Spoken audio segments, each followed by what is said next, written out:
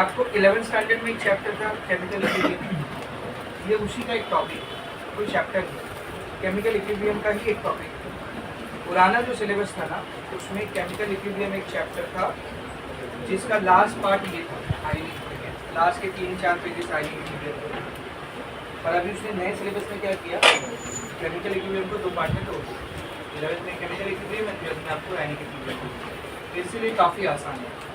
पूरा अच्छा चैप्टर भी नहीं था, एक टॉपिक है खाली, केमिकल इक्विलिब्रियम चैप्टर का एक टॉपिक है, ठीक है। तो काफ़ी आसान है, सब लोग ध्यान से देखेंगे, इजीली आप इसमें मार्क्स स्कोर कर सकते हो।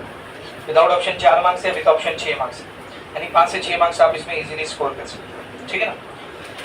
इसके लिए आपको सबसे पहले समझना पड़ेगा कि इक्विलिब्रियम होता क्या है, व्हाट इज इक्विलिब्रियम, आपको वो पहले समझना पड़ेगा। तो एक बार बेसिक जल्दी से रिवाइज करते हैं, इक्विलिब्रियम किसको बोलते हैं। 11th स्टैंडर्ड में आपने पढ़ा है, समझो एक केमिकल है ए, एक दूसरा केमिकल है बी, दोनों आपस में रिएक्ट करेंगे और शर्त ये कि ये रिएक्शन रिवर्सिबल तरीके से होना चाहिए।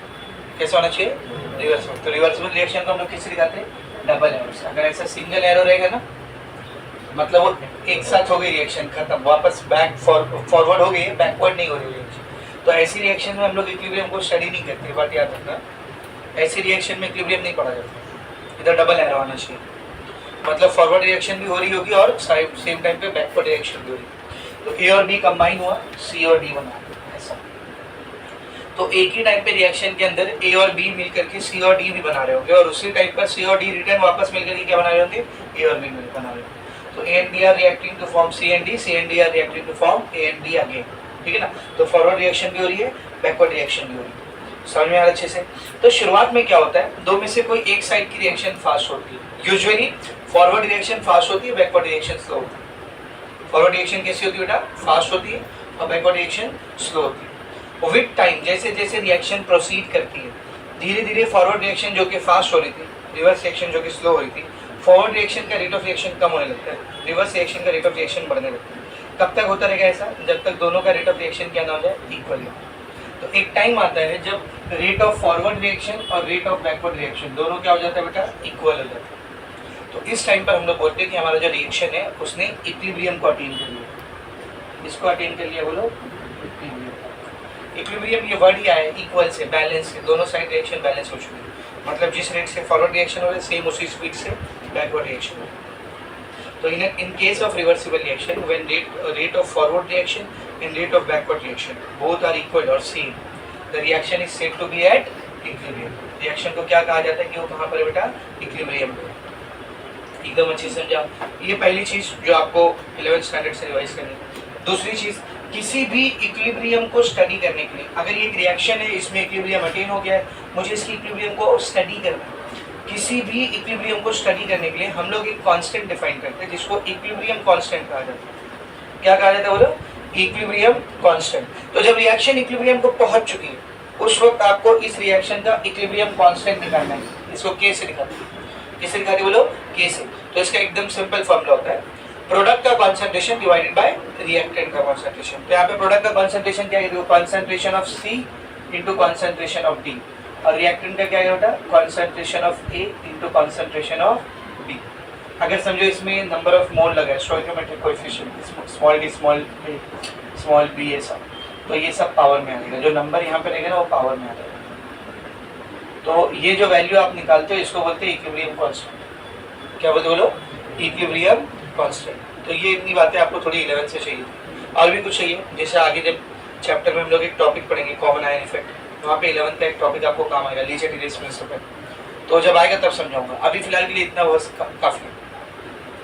तो रिवर्सिबल रिएक्शन हो रही है, रिवर्सिबल रिएक्शन हो रही है, और rate of forward reaction rate of backward reaction same है, मतलब इक्विलिब्रियम अटेन हो चुका है। इस कंडीशन को इक्विलिब्रियम कहते हैं। और जब प्रोडक्ट के कॉन्सेंट्रेशन को रिएक्टेंट के कॉन्सेंट्रेशन से डिवाइड कर देगी तो जो कांस्टेंट आता है उसको हम लोग क्या बोलते हैं, इक्विलिब्रियम कांस्टेंट कहते हैं, ठीक है ना। Now what is ionic equilibrium then? ठीक है सर, इक्विलिब्रियम समझ गया किसको बोलते हैं, आयनिक इक्विलिब्रियम किसको बोलते हैं, एकदम सिंपल है। एक रिवर्सिबल रिएक्शन हो रही है जिसमें किसी एक साइड पर या दोनों साइड पर आयन्स इन्वॉल्व है। कौन इन्वॉल्व है बोल, आयन। इसमें जरूरी नहीं आयन हो, ये सब एटम भी तो हो सकते हैं ना, ठीक है ना। लेकिन जब किसी एक साइड पर या दोनों साइड पर आयन्स रहेंगे, पॉजिटिव और नेगेटिव चार्ज आयन रहेंगे, तब वहां पर जो इक्विलिब्रियम आता है उसको क्या बोल देते हैं, आयनिक इक्विलिब्रियम। खत्म, एकदम सिंपल। जैसे मिसाल के तौर पर समझो एक रिएक्शन हो रही है CH3COOH, acetic acid. This is getting dissociated into reversibly, CH3COO minus, acetate ion and H plus ion. Now if you look at it very much carefully, on the product side, what do you have? You have two ions. एक cation है आपके पास और एक anion. तो अब यहाँ पर जो इक्विलिब्रियम आएगी इसको हम लोग क्या बोलेंगे बेटा? Ionic equilibrium. समझा अच्छे से? बस ये क्या कुछ नहीं. जब इक्विलिब्रियम आयंस के केस में आती है तो उसको हम लोग आयनिक इक्विलिब्रियम बोलते हैं. तो आपको डेफिनेशन भी यही दी है, एकदम सिंपल डेफिनेशन दी है. टेक्स्ट बुक में देखेंगे सब लोग पेज नंबर 47 के ऊपर आपको सबसे पहले डेफिनेशन ही दिया होगा. देखो पेज नंबर 47 में इंट्रोडक्शन मिला, उसमें पहली लाइन में डेफिनेशन देखो. The equilibrium between ions and unionised molecules in solution is called ionic equilibrium. Ion और अनआयोनाइज्ड मॉलिक्यूल के बीच का जो इक्विलिब्रियम होता है उसको आयनिक इक्विलिब्रियम कहते हैं.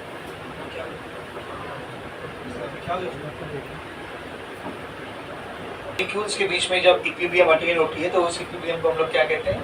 Ionic equilibrium. सेम डेफिनेशन लिखा हुआ, समझा अच्छे से. अब देखते हैं आयनिक इक्विलिब्रियम को हम लोग पढ़ेंगे किन चीजों के ऊपर, कौन से केमिकल्स हैं जिनके ऊपर आयनिक इक्विलिब्रियम को स्टडी किया जाता है.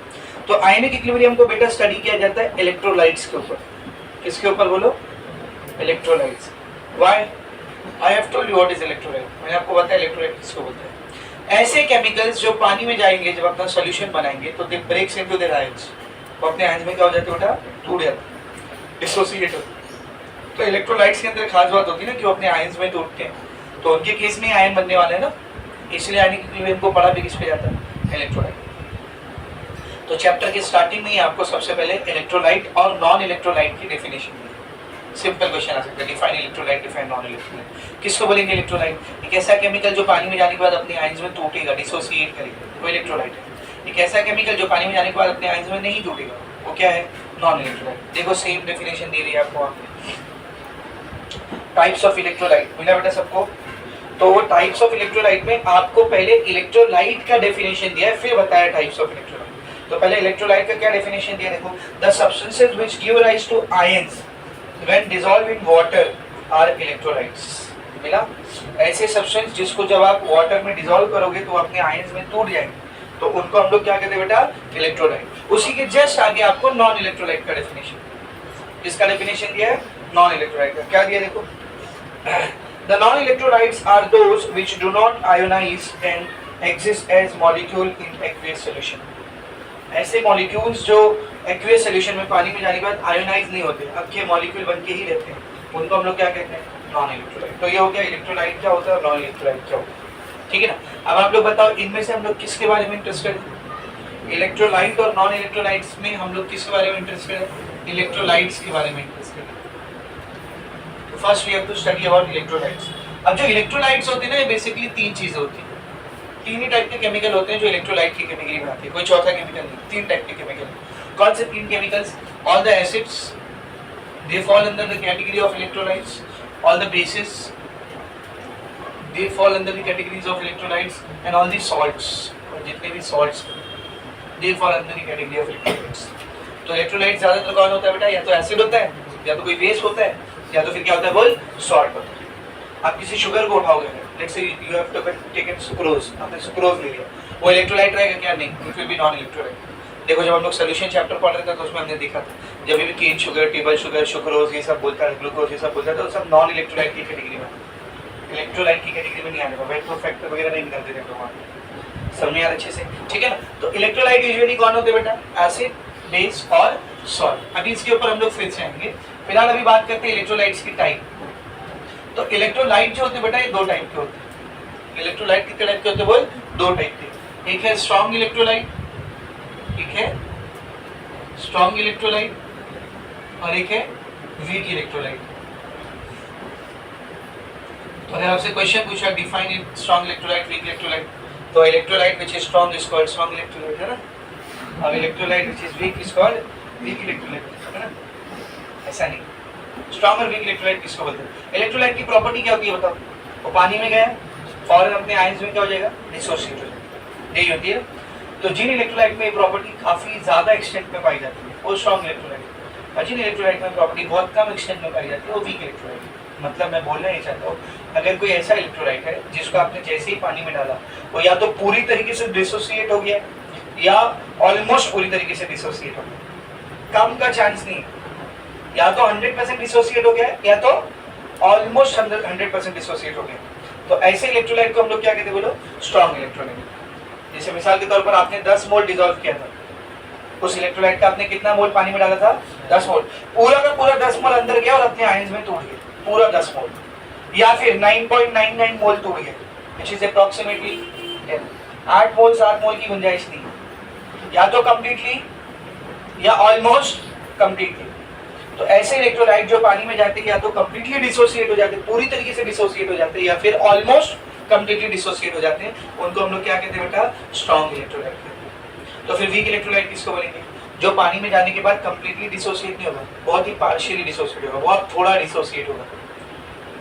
बहुत थोड़े से मेरा मतलब सही में बहुत थोड़ा, 5% या उससे भी, 5%, 4%, 1%। बहुत सारे वीक इलेक्ट्रोलाइट होते हैं जो 0.5% डिसोसिएट होते हैं, यानी 99.5% वो मॉलिक्यूल्स वैसे ही है, टूटे ही नहीं, खाली कितना टूटा है, 0.5% बस। बहुत से होते हैं जो 0.05% डिसोसिएट होते हैं। समझ में आ रहा है अच्छे से? तो वीक इलेक्ट्रोलाइट जो होते हैं उनका डिसोसिएशन बहुत ही कम एक्सटेंट पर होता है, बहुत कम डिसोसिएट होते हैं। आपने 10 मोल उस इलेक्ट्रोलाइट का डाला था, 9.8 मोल वैसे ही रखा हुआ है, खाली 0.2 मोल टूट के अलग हुआ। तो ये स्ट्रॉन्ग इलेक्ट्रोलाइट कहलाएगा, क्या कहलाएगा, वीक इलेक्ट्रोलाइट। समझ में आ रहा है स्ट्रॉन्ग इलेक्ट्रोलाइट किसको बोलते हैं, वीक इलेक्ट्रोलाइट किसको बोलते हैं? Is it very much clear? ठीक है ना? तो वहां पर देखो स्ट्रॉन्ग इलेक्ट्रोलाइट और वीक इलेक्ट्रोलाइट की आपको डेफिनेशन क्या दी है। Strong electrolyte, the electrolyte ionizing completely और ऑलमोस्ट कंप्लीटली, या तो कंप्लीटली या फिर almost completely, are called as strong electrolyte. ऐसे इलेक्ट्रोलाइट को हम लोग क्या कहते हैं बेटा, स्ट्रॉन्ग इलेक्ट्रोलाइट। ठीक है? और वीक इलेक्ट्रोलाइट की डेफिनेशन क्या दिया देखो, the electrolyte is dissociated to a smaller extent, बहुत छोटे एक्सटेंट पे डिसोसिएट होते हैं, in aqueous solution are weak electrolyte. तो ऐसे इलेक्ट्रोलाइट को हम लोग क्या कहलाते हैं बेटा, वीक इलेक्ट्रोलाइट कहते हैं। तो एक डेफिनेशन होगी स्ट्रॉन्ग इलेक्ट्रोलाइट की, एक डेफिनेशन होगी वीक इलेक्ट्रोलाइट की। समझ में आया अच्छे से?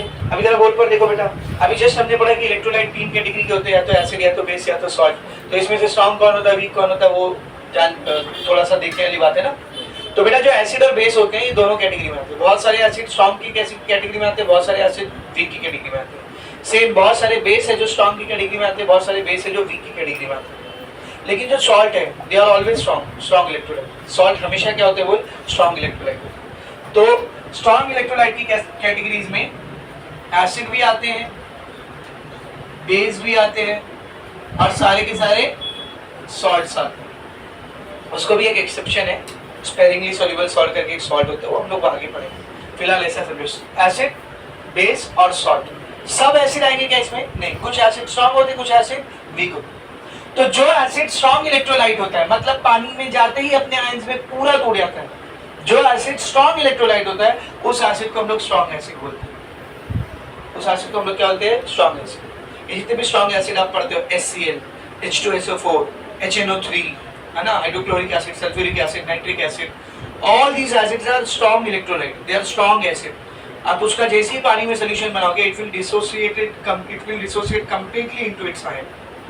समझ में आ रही चीज है? इसी तरह जो बेस स्ट्रॉन्ग इलेक्ट्रोलाइट होते हैं, जो पानी में जाते ही पूरे टूट जाते हैं, उनको हम लोग स्ट्रॉन्ग बेसिस बोलते हैं। उनको हम लोग क्या बोलते हैं, बोल, स्ट्रॉन्ग बेसिस। और सॉल्ट तो सबके सभी क्या है बेटा, स्ट्रॉन्ग इलेक्ट्रोलाइट। कोई भी सॉल्ट उठा लो, NaCl उठा लो, sodium chloride, sodium chloride, magnesium sulphate, magnesium carbonate, ferrous carbonate, कोई भी सॉल्ट हो, सॉल्ट सबके सब क्या होते हैं बेटा, स्ट्रॉन्ग इलेक्ट्रोलाइट होते हैं। समझ में आ रहा अच्छे से क्या बोल रहा हूँ? Is it very much clear? Not talking about week electrolyte. तो वीक इलेक्ट्रोलाइट में सिर्फ एसिड और बेस आते हैं। तो जो एसिड या जो बेस स्ट्रॉन्ग नहीं है तो वो क्या रहेगा, वीक रहेगा। तो ऐसे एसिड जो वीक इलेक्ट्रोलाइट होते हैं, पानी में जाने के बाद कम डिसोसिएटेड करते हैं, उनको हम लोग वीक एसिड कहते हैं। उनको हम लोग क्या कहते हैं बेटा, वीक एसिड। और ऐसे बेस जो वीक इलेक्ट्रोलाइट होते हैं, पानी में जाने के बाद कम डिसोसिएट करते हैं, उनको वीक बेस कहते हैं। वीक एसिड की एग्जांपल अगर मैं आपको दूं, ये CH3COOH, this is weak acid. Week base की एग्जांपल अगर मैं आपको दूं, कॉपर हाइड्रोक्साइड, ठीक है ना, that is a weak acid. Magnesium hydroxide, that is a weak acid. Base समझ में आ रहा है अच्छे से? इसी वेरी मच क्लियर? तो आपको जहाँ पर डेफिनेशन दिया ना स्ट्रॉन्ग इलेक्ट्रोलाइट और वीक इलेक्ट्रोलाइट का, उसमें एग्जांपल मेरे को क्या लिखे, स्ट्रॉन्ग इलेक्ट्रोलाइट की एग्जांपल देखो क्या लिखा, for example strong acid, strong base and salts. यही 3 चीज लिखी हुई मिली आपको उधर, strong acid, strong base and salts. और वीक इलेक्ट्रोलाइट की एग्जांपल में क्या किया देखो, weak acid and weak bases, मिला, weak acid and weak bases. Very much clear, सबको एकदम अच्छे से समझा। दोनों के बीच में एक फर्क और है, और ये बहुत ही इंपॉर्टेंट है, सब लोग ध्यान से सुनना, सब लोग ध्यान से सुनना। दोनों के बीच में एक फर्क और है, चाहे स्ट्रॉन्ग इलेक्ट्रोलाइट हो चाहे वीक इलेक्ट्रोलाइट हो, अपने आयंस में टूटेगा, हाँ या ना, डिसोसिएट होगा। तो डिसोसिएशन की आप रिएक्शन दिखा सकते हो ना, डिसोसिएशन की आप क्या दिखा सकते हो बेटा, रिएक्शन दिखा सकते हो। जब भी स्ट्रॉन्ग इलेक्ट्रोलाइट की रिएक्शन लिखी जाती है ना बेटा, तो उसमें सिंगल एरो का इस्तेमाल किया जाता है। बीच में कौन सा एरो आता है, बोल, सिंगल एरो। मतलब वो रिएक्शन रिवर्सिबल होगी, इरिवर्सिबल, इरिवर्सिबल। असल में वो इतना स्ट्रॉन्ग इलेक्ट्रोलाइट है, पानी में जाते ही वो फौरन टूट गया, टाइम नहीं किया उसने, गया फट से टूट गया, तो उसके रिवर्स होने का चांस ही नहीं, बहुत फास्ट होती है रिएक्शन। इसलिए इसको हम लोग कैसे एरो से दिखाते हैं, सिंगल एरो से दिखाते हैं। पर जो वीक इलेक्ट्रोलाइट होते हैं, इनका डिसोसिएशन बहुत कम होता है, तो कम होता है तो स्लो भी होता है, इसमें फॉरवर्ड रिएक्शन भी चल रही होती है, उसी टाइम पे बैकवर्ड रिएक्शन भी चल रही होती है। तो इसीलिए वीक इलेक्ट्रोलाइट के डिसोसिएशन को हम लोग हमेशा किससे दिखाते हैं बेटा, डबल एरो से दिखाते हैं। If you see when I have written the dissociation of CH3COOH, मैंने डबल एरो का यूज किया, क्यों, क्योंकि एक ऐसा एसिड है बेटा, वीक एसिड। लेकिन अगर इसी की जगह पर मैं HCl को लिखता, then I would have written like this, मैं सिर्फ बीच में क्या बनाता, एक एरो बनाता, क्यों, क्योंकि एक स्ट्रॉन्ग एसिड। अगर इसको आपने ऐसा दिखा दिया तो if you represent this like this, this will be wrong। एक स्ट्रॉन्ग इलेक्ट्रोलाइट ऐसे डिसोसिएटेड नहीं करेगा, वो फौरन से पूरा डिसोसिएट हो जाएगा, उसकी रिएक्शन रिवर्सिबल नहीं होगी, समझ आ रहा है। तो स्ट्रॉन्ग इलेक्ट्रोलाइट की डिसोसिएशन रिएक्शन दिखाते वक्त हम लोग सिंगल एरो का यूज करते हैं, वीक इलेक्ट्रोलाइट की डिसोसिएशन रिएक्शन को दिखाते वक्त हम लोग डबल एरो का यूज करते हैं। समझ में अच्छे से, is it very much clear, सबको एकदम अच्छे से समझा, ठीक है ना। अब मुझे एक बात बताना, हम लोग आयनिक इक्विलिब्रियम पढ़ रहे थे, आयनिक इक्विलिब्रियम या कोई भी इक्विलिब्रियम कौन से टाइप की रिएक्शन में पॉसिबल होती है, जो रिएक्शन कैसी हो रही हो, रिवर्सिबल, फॉरवर्ड भी हो रही है और बैकवर्ड भी हो रही है। तो मुझे बताना स्ट्रॉन्ग या वीक, किस इलेक्ट्रोलाइट में आयनिक इक्विलिब्रियम पढ़ोगे, वीक इलेक्ट्रोलाइट। तो ionic equilibrium is basically studied in weak acid in weak bases. लेकिन इसका ये मतलब नहीं कि पिक्चर में सॉल्ट आएगा, पूरा एक टॉपिक है आपको स्पर्श का, हाइड्रोलिसिस ऑफ सॉल्ट का, ठीक है ना, समझ आ रहा है। लेकिन मेनली हम लोग वीक एसिड वीक बेसिस के ऊपर ही कंसर्न है, ठीक है ना। स्ट्रॉन्ग एसिड स्ट्रॉन्ग बेसिस भी यूज होगा जब हाइड्रोलिसिस ऑफ सॉल्ट पढ़ेंगे, वो जब होगा तब भी, ठीक है। ये इतना सबको एकदम अच्छे से समझ में आया। अभी जो नेक्स्ट है वो है डिग्री ऑफ डिसोसिएशन। नेक्स्ट क्या बेटा, डिग्री ऑफ डिसोसिएशन। इसको अल्फा से दिखाते हैं, किससे दिखाते हैं बोलो, अल्फा से। किसको बोलते हैं डिग्री ऑफ डिसोसिएशन, कितना मोल्स डिसोसिएट हुआ है और आपने कितना मोल पानी के अंदर डाले थे, इन दोनों के जब रेशियो लोगे, फ्रैक्शन लोगे, तो जो रेशियो आता है उसको हम लोग डिग्री ऑफ डिसोसिएशन, उसको हम लोग क्या कहते हैं, डिग्री ऑफ डिसोसिएशन। क्या फॉर्मूला था इसको निकालने का, number of mole dissociated, number of mole dissociated यानी कितनी क्वांटिटी डिसोसिएट हुई है divided by original number of मोल, कितना नंबर ऑफ मोल आपने यूज किया, ठीक है। इसको डिग्री ऑफ डिसोसिएशन कहते हैं। सेम ऐसे मिलता जुलता फॉर्मूला वहां पे लिखा होगा, देखो, number of mole dissociated divided by total number of मोल। मिला बेटा सबको अच्छे से, ठीक है ना, is it very much clear. ये आपको बताएगा कि कितना डिसोसिएशन हुआ है, समझ में आ रहा है अच्छे से। मेरे को बताना अगर एक स्ट्रॉन्ग इलेक्ट्रोलाइट है तो अल्फा का वैल्यू कितना आएगा, वेरी गुड। अगर एक स्ट्रॉन्ग इलेक्ट्रोलाइट है तो अल्फा 1 ही आने वाला है ना, क्योंकि वो पूरा का पूरा डिसोसिएट हो जाता है। आपने अगर 10 मोल डाला है, कितना डिसोसिएट होगा, 10 मोल डिसोसिएट होगा, तो नंबर ऑफ मोल डिसोसिएट कितना हुआ, 10। आपने डाले में कितना थे, 10, 10 से 10 कैंसिल, 1 आंसर। 10 मोल नहीं डिसोसिएट हुआ तो ऑलमोस्ट कितना होगा, 10 मोल होगा, 9.9 होगा, है कि नहीं। तो बेटा स्ट्रॉन्ग इलेक्ट्रोलाइट के लिए एक और बात जो आपको पता चली, स्ट्रॉन्ग इलेक्ट्रोलाइट के लिए अल्फा का वैल्यू अप्रोक्सीमेटली या तो इक्वल टू 1 होता है, अल्फा का वैल्यू अप्रोक्सीमेटली या तो डायरेक्ट आप लिख सकते हो इक्वल टू 1 होता है for a strong electrolyte. Always remember strong electrolyte का अल्फा कितना होता है बेटा, 1, क्योंकि उसमें नंबर ऑफ मोल डिसोसिएटेड और नंबर ऑफ मोल जो आपने यूज किया है दोनों की वैल्यू सेम रहती है, पूरा डिसोसिएट हो जाता है ना वो, तो उसमें अल्फा का वैल्यू कितना रहेगा, बोल 1। वीक इलेक्ट्रोलाइट में कितना रहेगा, 1 से बड़ा रहेगा या 1 से छोटा रहेगा, पहले बताओ। छोटा रहेगा, छोटा नहीं बहुत छोटा रहेगा। क्यों बहुत छोटा रहेगा बताओ, ऊपर क्या लिखते हैं हम लोग, number of mole of dissociation, कितना डिसोसिएट हुआ है। तो वीक इलेक्ट्रोलाइट बहुत ही कम डिसोसिएट करता है, तो ऊपर एक बहुत ही छोटा नंबर है, नीचे एक बड़ा नंबर है। जैसे आपने 10 मोल डाला, उसमें सिर्फ 0.2 मोल डिसोसिएट हुआ, ऊपर 0.2 है और नीचे 10 है, आंसर में क्या आएगा, 0.02 आएगा, और छोटा हो जाएगा। तो ऊपर एक बहुत छोटा नंबर है, नीचे एक बहुत बड़ा नंबर है, फाइनल आंसर और छोटा आ जाएगा। तो वीक इलेक्ट्रोलाइट का alpha is very less, alpha is very small, 1 से भी छोटा रहता है, याद रखना इसको, 1 से भी काफी छोटा रहता है, पॉइंट्स में रहता है, किस में रहता है बेटा, पॉइंट्स में, 0.01, 0.00005, 0.0000025, ऐसा बहुत ही छोटा वैल्यू रहता है अल्फा का वीक इलेक्ट्रोलाइट में। अब आप किसी वीक इलेक्ट्रोलाइट का न्यूमेरिकल करें तो उसमें आपको अल्फा आ रहा है 25.31, तो इतना तो स्ट्रॉन्ग इलेक्ट्रोलाइट कभी नहीं आता है। अल्फा की मैक्स टू मैक्स वैल्यू कितनी आ सकती है, 1। अगर आपका अल्फा 1 के ऊपर आ रहा है it means you are making some mistake, alpha 1 को एक्सीड करेगा ही नहीं। अब वो 1 भी सिर्फ स्ट्रॉन्ग इलेक्ट्रोलाइट के, वीक इलेक्ट्रोलाइट के उसकी वैल्यू पॉइंट्स में ही आएगी। सबको एकदम अच्छे से समझ में बेटा। तो इसको डिफाइन कैसे करेंगे, same number of mole dissociated per unit number of mole use, या फिर ओरिजिनल नंबर ऑफ मोल, या फिर टोटल नंबर ऑफ मोल, या फिर fraction of number of mole dissociated, कुछ भी बोल दो, सेम ही बात है। तो देखो आपको क्या डेफिनेशन दिया है वहां पर, डिग्री ऑफ डिसोसिएशन का क्या डेफिनेशन दिया, देखो the degree of dissociation of an electrolyte is defined as the fraction of total number of mole of the electrolyte that dissociate into its ion when the equilibrium is attained. जब equilibrium attain हो जाती है उस वक्त total number of मोल का कितना fraction, कितना हिस्सा, कितना रेशो डिसोसिएट हुआ है, अलग हुआ है, उसको हम लोग क्या कहते हैं, डिग्री ऑफ डिसोसिएशन। अब डिग्री ऑफ डिसोसिएशन की एक खास बात बताऊं मैं आपको, अल्फा की जो भी वैल्यू आई है आप उसको 100 से मल्टीप्लाई कर दोगे ना तो आपको पता चल जाएगा कितना परसेंट डिसोसिएशन हुआ है। जैसे स्ट्रॉन्ग इलेक्ट्रोलाइट में पूरा ही डिसोसिएशन हो जाता है, पूरा हो जाता है मतलब कितना परसेंट, 100%। तो स्ट्रॉन्ग इलेक्ट्रोलाइट का अल्फा कितना होता है, 1, इसको 100 से मल्टीप्लाई कर, 1 into 100, 100% डिसोसिएट हुआ है। समझ कोई वीक इलेक्ट्रोलाइट था जिसका अल्फा आया 0.05, अब मुझे पता करना है वो कितना परसेंट टूटा है, तो उसको 100 से मल्टीप्लाई कर दो, इसको 100 मल्टीप्लाई करोगे तो कितना हो जाएगा, ये 0.2 नंबर आ जाएगा, मतलब वो 5% डिसोसिएट हुआ। यानी कि डिग्री ऑफ डिसोसिएशन को हम लोग जैसे 100 से मल्टीप्लाई करते हैं हमको पता चल जाता है कितना परसेंट इलेक्ट्रोलाइट टूटा है। तो यहाँ पे एक और नया फॉर्मूला आपको मिल रहा है, इधर ध्यान से देखना बेटा, परसेंटेज डिसोसिएशन की वैल्यू बराबर होती है, परसेंटेज डिसोसिएशन की वैल्यू बराबर होती है अल्फा इंटू 100। कितनी होती है बेटा, अल्फा इंटू 100। परसेंटेज डिसोसिएशन की वैल्यू किसके बराबर होती है बोलो, अल्फा इंटू 100। मतलब जो भी अल्फा है उसको 100 से मल्टीप्लाई करते हो, तो न्यूमेरिकल में काम आता है। आपसे परसेंटेज डिसोसिएशन पूछते हैं पर आप अल्फा ही निकाल पाते हो, तो परसेंटेज डिसोसिएशन कैसे निकालोगे, जो भी अल्फा है उसको 100 से मल्टीप्लाई। कभी कभी आपको परसेंटेज डिसोसिएशन दिया हुआ होता है पर आपको क्वेश्चन में अल्फा यूज करना होता है, तो ये दिया ये यूज करना, क्या करो, ये जो भी दिया उसको 100 से डिवाइड कर दो, अल्फा निकाल दो। समझ में अच्छे से। तो आपको डिग्री ऑफ डिसोसिएशन समझाने के बाद नीचे उसने परसेंटेज डिसोसिएशन ही समझा, सबको एकदम अच्छे से समझा, is it very much clear. तो ये थोड़ा सा बेसिक इंट्रोडक्शन हो गया, इलेक्ट्रोलाइट, उसकी टाइप, स्ट्रॉन्ग इलेक्ट्रोलाइट क्या है, वीक इलेक्ट्रोलाइट क्या है, डिग्री ऑफ डिसोसिएशन क्या है, परसेंटेज डिसोसिएशन क्या है, वगैरह वगैरह।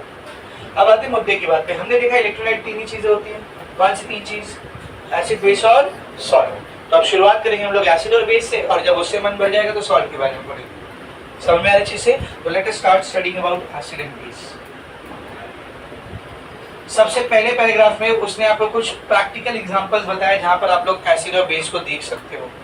डेली लाइफ में हम लोग एसिड और बेस को कहां पर देखते हैं, लेकिन कई सारे एग्जांपल्स आपको दिया हुआ। देखो, acid and bases are familiar chemicals compound. Acid and base कोई ऐसा केमिकल नहीं कि आपको उनको यूज करने के लिए या उनको देखने के लिए किसी केमिकल इंडस्ट्री में as a chemical engineer job करनी पड़ेगी, नहीं, आप डेली लाइफ में एसिड एंड बेसिस को यूज कर रहे हो। तो कहां पर एसिड एंड बेसिस हम लोग इस्तेमाल करते हैं, सब लोग ध्यान से देखेंगे। अभी आप लोग बोलोगे हाँ सर मैं तो अपनी केमिस्ट्री लैब में यूज करता हूँ, अरे वैसा नहीं रहे, आम जिंदगी में अपनी लाइफ में किधर किधर पे रहता है। देखो सब लोग, उसने कुछ एग्जांपल दिया आपको। Acidic acid is found in vinegar. Vinegar होता है ना, विनेगर, वो व्हाइट वाला सॉस चाइनीज में है ना, सिरका जिसको बोलते हैं। तो विनेगर के अंदर एक एसिड पाया जाता है, कौन सा एसिड है वो, एसिडिक एसिड, जिसका फॉर्मूला भी मैंने यहाँ पर लिखा था, CH3COOH। तो हम लोग जो विनेगर खाते हैं वो खट्टा क्यों लगता है अपने को, एसिडिक एसिड की वजह से। एसिडिक एसिड के एक्चुअली एसिड्स का जो टेस्ट होता है वो यूजुअली सार होता है, थोड़ा सा खट्टा होता है थोड़ा सा। तो जो विनेगर होता है, जो व्हाइट वाला सॉस रहता है ना, पानी की तरह जो दिखता है, चाइनीज खाने जाते हो उसमें पानी की तरह एक व्हाइट वाला सॉस रहता है, उसको 1 चम्मच भी डालेंगे तो पूरा खट्टा खट्टा लगने लगता है, वो विनेगर होता है। क्या होता है वो, विनेगर होता है। सिरका पेट के लिए काफी अच्छा होता है, मालूम है आपको, सुन्नत भी है उसको कंज्यूम करना।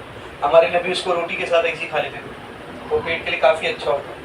अब इसका मतलब नहीं कल गए एक सिरके की बोतल खरीदे और आधी बोतल गटक गए, 4 दिन तक लैट्रिन में बैठे रहोगे, लूज मोशन लग जाए, उसकी आदत बनानी पड़ती है पेट को। लेकिन अगर एक बार आपको उसकी आदत पड़ गई ना तो पेट के लिए काफी बेनिफिशियल होता है, डाइजेस्टिव सिस्टम को काफी हेल्दी है, ठीक है ना। तो जो विनेगर होता है, सिरका जो होता है, उसके अंदर कौन सा एसिड पाया जाता है बोलो? Acetic acid. कौन सा एसिड पाया जाता है बेटा? एसिटिक एसिड, ठीक है ना। आगे देखेंगे सब लोग। Citric acid in lemons, lemon नींबू खाते, नींबू उस वो भी क्यों खट्टा लगता है? वो भी एक एसिड की वजह से खट्टा है। उसमें कौन सा एसिड पाया जाता है बोलो? Citric acid. कौन सा एसिड बेटा? सिट्रिक एसिड, ठीक है ना। मैग्नीशियम हाइड्रोक्साइड इन एंटासिड्स, एंटासिड्स पता है जब अपने को बदहजमी वगैरह होती है तो आप उनको एक पिंक वाला सिरप पीते देखो, 2-3 ढक्कन एक साथ, वो पिंक वाला मीठा मीठा सिरप रहता है ना, है कि नहीं? बहुत सारे ब्रांड के आते हो, है कि? तो उनको एंटासिड्स कहा जाता है। उनको क्या कहा जाता है बोलो? एंटासिड्स। तो कोई भी एंटासिड की बॉटल ले लो, मैं किसी ब्रांड का नाम नहीं ले लो, किसी भी एंटासिड की बॉटल ले लो, उसके ऊपर पढ़ना उसके अंदर क्या है। सबसे पहले नंबर पे लिखा रहेगा मैग्नीशियम हाइड्रोक्साइड। क्या लिखा रहेगा बोल? मैग्नीशियम हाइड्रोक्साइड, या तो ऐसा लिखा रहेगा मिल्क ऑफ मैग्नीशिया।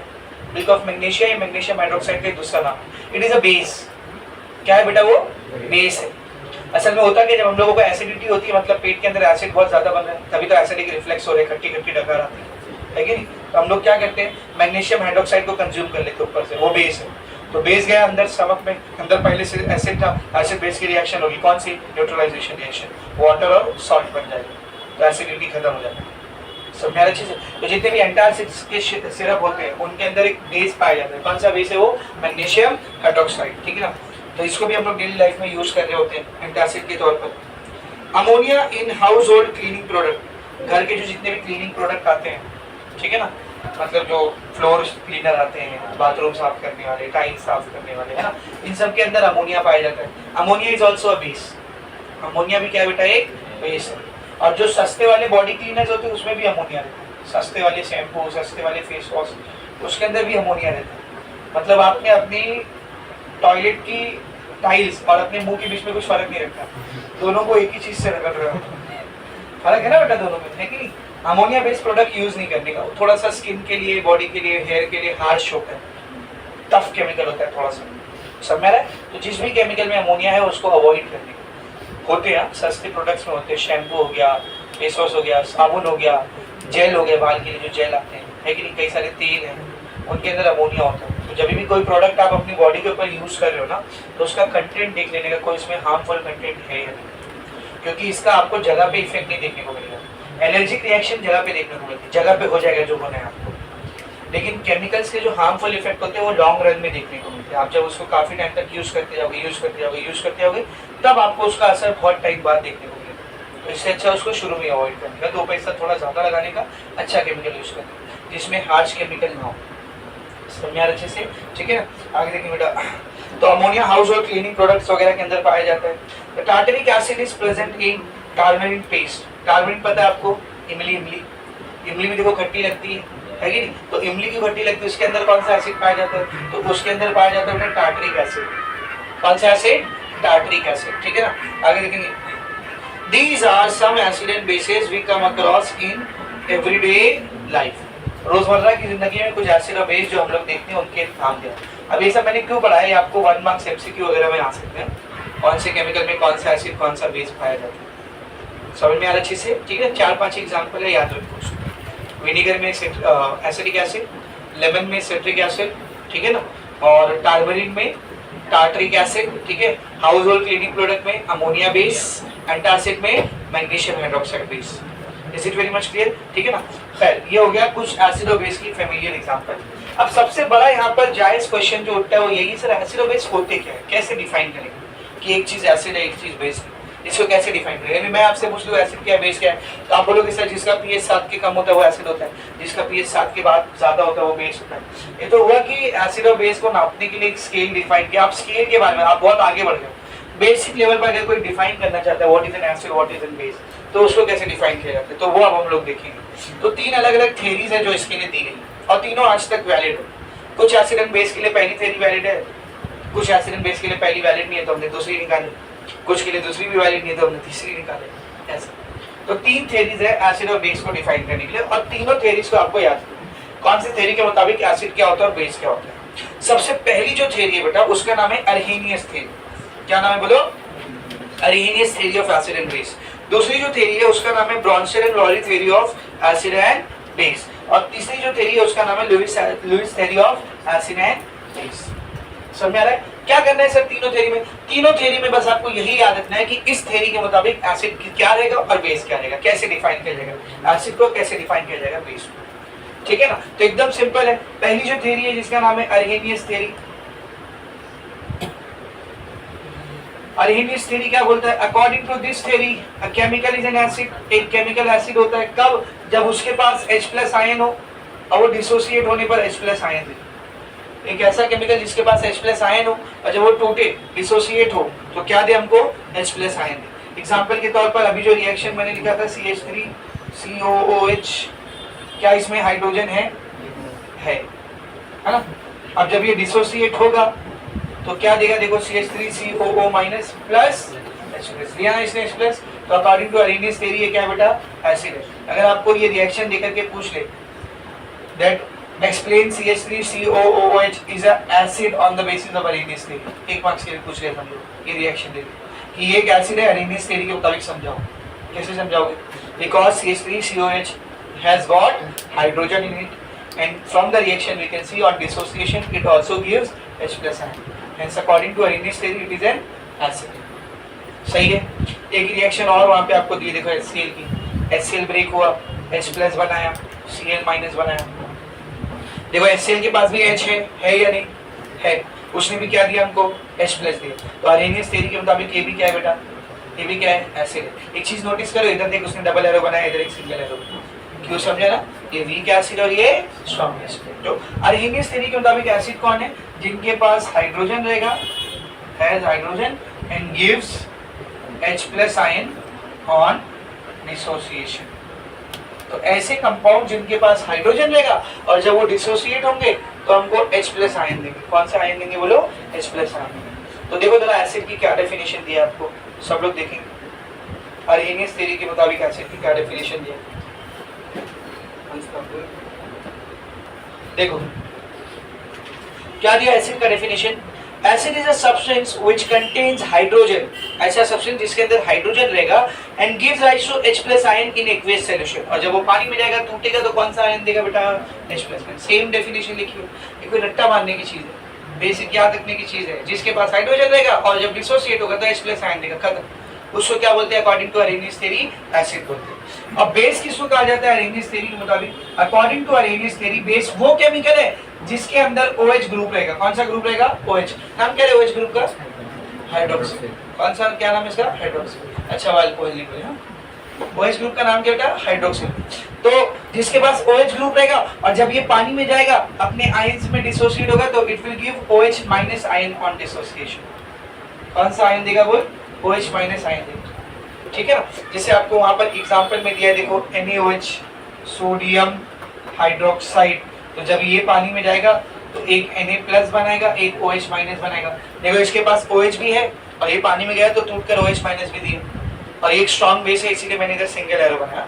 एक एग्जांपल और वहां पे आपको दिया, देखो NH4OH ammonium hydroxide. It is a weak base. कैसा बेस है बेटा? ये वीक बेस। हमको कैसे पता चला? देखो उधर क्या बना हुआ है? डबल एरो बना, ठीक है ना? तो एक आयन आपको मिलेगा अमोनियम आयन NH4+ और एक OH-। तो इसके पास भी OH है और इसने भी टूटने पर OH- दिया। देखो डेफिनेशन क्या दिया है बेस की? Base is a substance that contain OH group and produces hydroxide ion OH- ion in aqueous solution। मिल गया बेटा सबको अच्छे से? वेरी मच क्लियर, सबको एकदम अच्छे से समझा, ठीक है ना? अगर आपसे पूछा explain Arrhenius theory and base, sorry Arrhenius theory of acid and base, बस यही समझा देना है। According to Arrhenius theory an acid is a substance which has hydrogen which contain hydrogen and gives H+ ion on dissociation. For example ये दो, फिर base heading डालो। According to Arrhenius theory base is a substance which contain OH group and gives OH- ion on dissociation in water. और example में दो डालो, खत्म नहीं किया, 2 मार्क्स 3 मार्क्स जितने के लिए भी आया। इजी, एकदम सिंपल, अच्छे से समझ में आया सबको? कोई डाउट नहीं ना बेटा? हाँ एक चीज इधर बस मेरे को आपको बताने की है, इधर ध्यान से देखो, ये सब एक्वियस सॉल्यूशन बन रहा है, मतलब ये सारा डिसोसिएशन किस में हो रहा है बोल? पानी में हो रहा है। किस में हो रहा है बेटा? पानी में हो रहा है। तो ये जो H+ आपको यहाँ पर दिख रहा है एसिड के केस में, ये H+ पानी में H+ बन के रहता नहीं। जैसे ही H+ निकलता है ना, ये H+ फौरन वाटर के मॉलिक्यूल के साथ कंबाइन हो जाता है। किसके साथ कंबाइन हो जाता है बोल, वाटर के मॉलिक्यूल के साथ, और एक आयन बनाता है H3O+। क्या बेटा, H3O+। इसका नाम है हाइड्रोनियम आयन। क्या नाम है बोल, हाइड्रोनियम आयन। तो एसिड जब भी पानी में डिसोसिएट होगा ना तो बनाएगा H+, लेकिन अंदर वो H+ बन के रहेगा क्या, नहीं, वो फौरन से क्या बन जाएगा, हाइड्रोनियम आयन बन जाएगा। किसके साथ मिलके, किसके साथ बॉन्ड बना करके, वाटर मॉलिक्यूल के साथ बॉन्ड बना करके। तो हम लोग क्या करते हैं, कभी कभी हाइड्रोनियम आयन लिख देते हैं, कभी कभी H+ लिख देते हैं, दोनों एक ही बात समझ के चलो। ऐसा समझो, ये दोनों चीज क्या है बेटा, एक ही चीज है, both are same, these both are equal. समझ में आ रहा अच्छे से, कहीं पर H+ लिखा हुआ है, H3O+ लिखा हुआ है, दोनों का मतलब क्या बेटा, same. It just explain you, H+ मतलब हाइड्रोजन आयन है, H3O+ मतलब वाटर के प्रेजेंस में हाइड्रोजन आयन है, खत्म, दोनों एक ही चीज है। ऑर्गेनिक केमिस्ट्री में भी आप रिएक्शन में कभी कभी H+ देखते हो, कभी कभी H3O+ देखते हो, दोनों का एक ही मतलब है। H3O+ तब आता है जब हाइड्रोजन आयन बना है वाटर के प्रेजेंस में, तो वाटर के साथ सीधा कंबाइन हो जाता है और क्या बना देता है, H3O+ बना देता है। सबको एकदम अच्छे समझा, अरेनियस थ्योरी खत्म हो गई, फिनिश। अरेनियस थ्योरी समझी सबको अच्छे से। नाउ सेकंड थ्योरी कौन सी है बेटा, देखो what is the second theory, ये थोड़ी इंपॉर्टेंट है, इसके ऊपर अलग अलग टाइप के क्वेश्चन है। सेकंड थ्योरी कौन सी है, सेकंड थ्योरी का नाम है बेटा ब्रॉन्स्टेड एंड लाउरी थ्योरी। ये दो साइंटिस्ट के नाम पर दिया गया उसको नाम, ठीक है ना।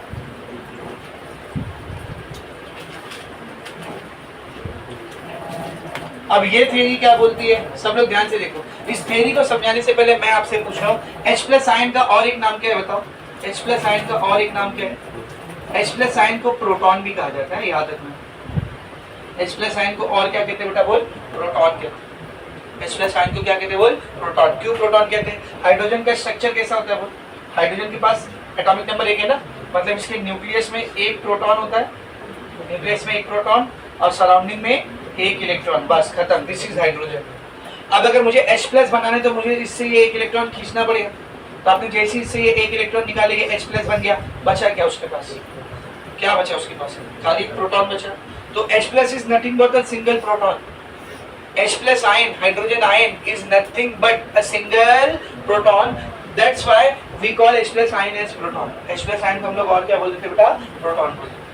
तो ब्रॉन्स्टेड एंड लाउरी थ्योरी जो है बेटा, ये एसिड और बेस को एक्सप्लेन करती है प्रोटॉन का कांसेप्ट यूज करके, H+ आयन का कांसेप्ट यूज करके। सर अरेनियस थ्योरी में तो H+ को यूज करते नहीं, अरेनियस थ्योरी सिर्फ एसिड के लिए यूज करती है ना। Brønsted and Lowry theory acid और बेस दोनों को H+ आयन से समझाती है। सर ऐसा क्यों, तो उसके लिए आपको समझना पड़ेगा वो केस जिसमें अरेनियस थ्योरी फेल हो। देखो अरेनियस थ्योरी ने बता दिया NaOH बेस क्यों है, अरेनियस थ्योरी ने बता दिया NH4OH बेस क्यों है, लेकिन जब अरेनियस थ्योरी से पूछा गया बताओ NH3 बेस क्यों है, व्हाई इज NH3 बेस, अब बताओ इस थ्योरी के मुताबिक बताओ वो बेस क्यों है। ये थ्योरी क्या थी, बेस कौन रहेगा जिसके पास OH हो, क्या इसके पास OH है, वो डिसोसिएट होगा तो OH माइनस देना चाहिए, क्या ये OH माइनस देगा, और ये है ना बेस, अमोनिया है बेस, बेसिक प्रॉपर्टी दिखाता है वो। तो according to Arrhenius theory you can not represent ammonia as a base. तो ऐसे बेसिस को एक्सप्लेन करने के लिए हम लोगों को दूसरी थ्योरी की जरूरत पड़ी, जो कौन सी थी बेटा, ब्रॉन्स्टेड थ्योरी। तो मैं इसीलिए बोला, ऐसा नहीं कि ये थ्योरी रिजेक्ट हो गई है उसके बाद ये थ्योरी नहीं, आज तक हम लोग दोनों थ्योरी को यूज करते हैं। कुछ एसिड और बेस को हम लोग इसकी मदद से एक्सप्लेन करते हैं, कुछ एसिड और बेस को हम लोग इसकी मदद से एक्सप्लेन करते हैं, कुछ एसिड और बेस को तीसरी थ्योरी की मदद से एक्सप्लेन करते हैं। समझ में आ रहा अच्छे से, is it very much clear. Now let us see, सब लोग बोर्ड पर देखेंगे, सब लोग बोर्ड पर देखेंगे। तो according to this theory what is an acid and what is an base, what is the acid and what is the base, ये समझते हैं इसको अच्छे से। इस थ्योरी के मुताबिक एसिड एक प्रोटॉन डोनर होता है और बेस एक प्रोटॉन एक्सेप्टर होता है, बस खत्म। Acid is a proton donor, proton मतलब क्या रे, प्रोटॉन मतलब क्या, H+। एसिड एक प्रोटॉन डोनर होता है और बेस जो होता है, बेस ये एक प्रोटॉन एक्सेप्टर होता है, यानी एसिड H+ को डोनेट करता है और उसी H+ को बेस क्या कर लेता है बोल, एक्सेप्ट कर लेता है, ठीक है।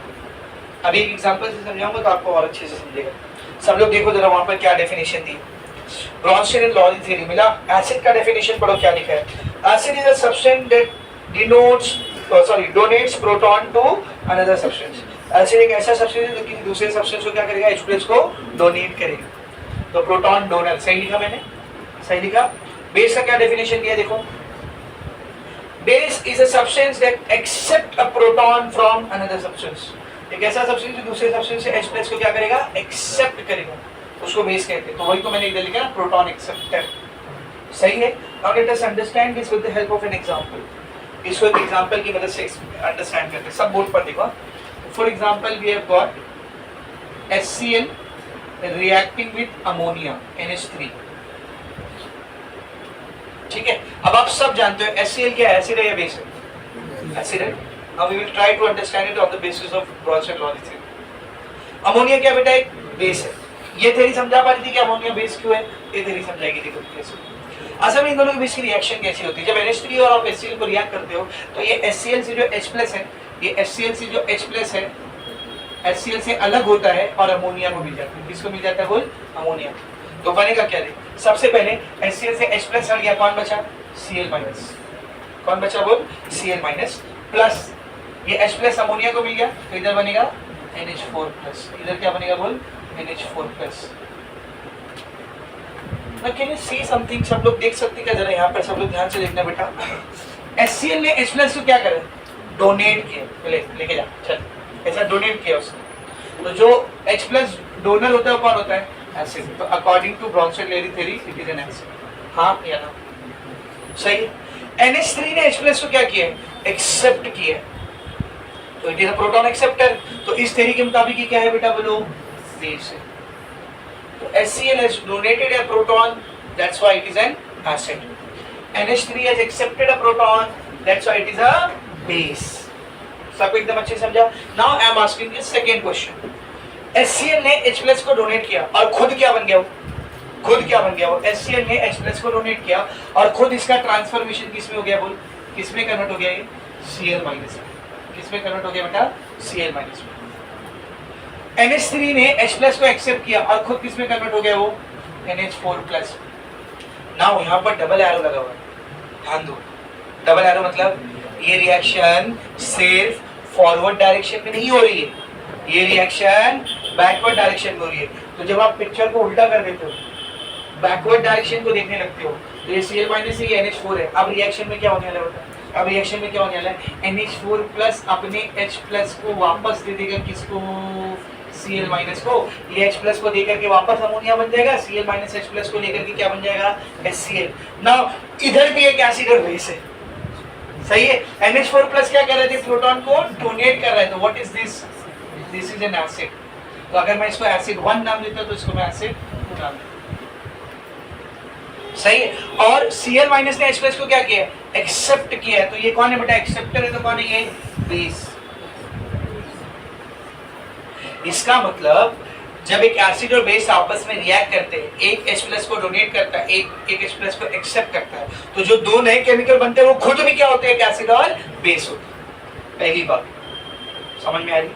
जब एसिड और बेस आपस में रिएक्ट करते हैं, एक H+ को डोनेट करता है, एक H+ को एक्सेप्ट करता है, तो जो प्रोडक्ट में दो नए केमिकल बनते हैं वो दोनों खुद भी क्या होते हैं बेटा? एसिड और बेस. पहली बात. दूसरी बात, एसिड जो होता है वो H+ को डोनेट करने के बाद खुद जिस केमिकल में कन्वर्ट होता है वो नया वाला केमिकल बेस होता है.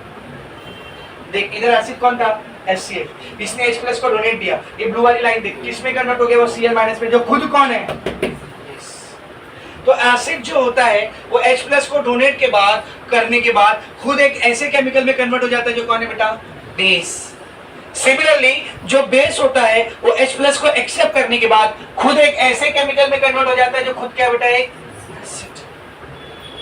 It means I can say an acid after donating the proton gets converted into a base, and a base after accepting a proton gets converted into an acid. Confused तो नहीं हो रहे ना? बहुत simple level की बात कर रहा हूँ. एक एसिड प्रोटॉन डोनेट करने के बाद खुद बेस में बदल जाता है और एक बेस प्रोटॉन एक्सेप्ट करने के बाद खुद एसिड में बदल जाता है. तो ऐसे एसिड और बेस की जोड़ी को, एक एसिड प्रोटॉन डोनेट किया, खुद बेस बन गया, तो एक जोड़ी बन गई इधर. एक बेस प्रोटॉन एक्सेप्ट किया और खुद एसिड बन गया, एक जोड़ी बन गई इधर. ऐसे एसिड और बेस की जोड़ी को हम लोग कॉन्जुगेट एसिड बेस पेयर कहते हैं. क्या कहते हैं बोल? Conjugate acid base pair. तो if I tell you to label here, यहाँ पे अगर मैं आपको लेबल करके बताऊं कौन कौन कॉन्जुगेट एसिड बेस पेयर बना रहा है, तो देखो सबसे पहला कहाँ पर बन रहा है सर? ये HCl, ये HCl और Cl-, ये दोनों मिलकर के क्या बना रहे बोल? कॉन्जुगेट. बोलो कॉन्जुगेट एसिड बेस पेयर. और ये पहला conjugate acid base pair. Same एक पेयर और बन रहा है. कहां पर देख? ये NH3 और ये NH4. ये दोनों भी आपस में मिलकर क्या बना रहे बोल, कॉन्जुगेट एसिड बेस पेयर बना रहे। How will you define conjugate acid base pair? आप कॉन्जुगेट एसिड बेस पेयर को डिफाइन कैसे करोगे? An acid after donating a proton gets converted into a base, or a base after accepting a proton gets converted into a acid.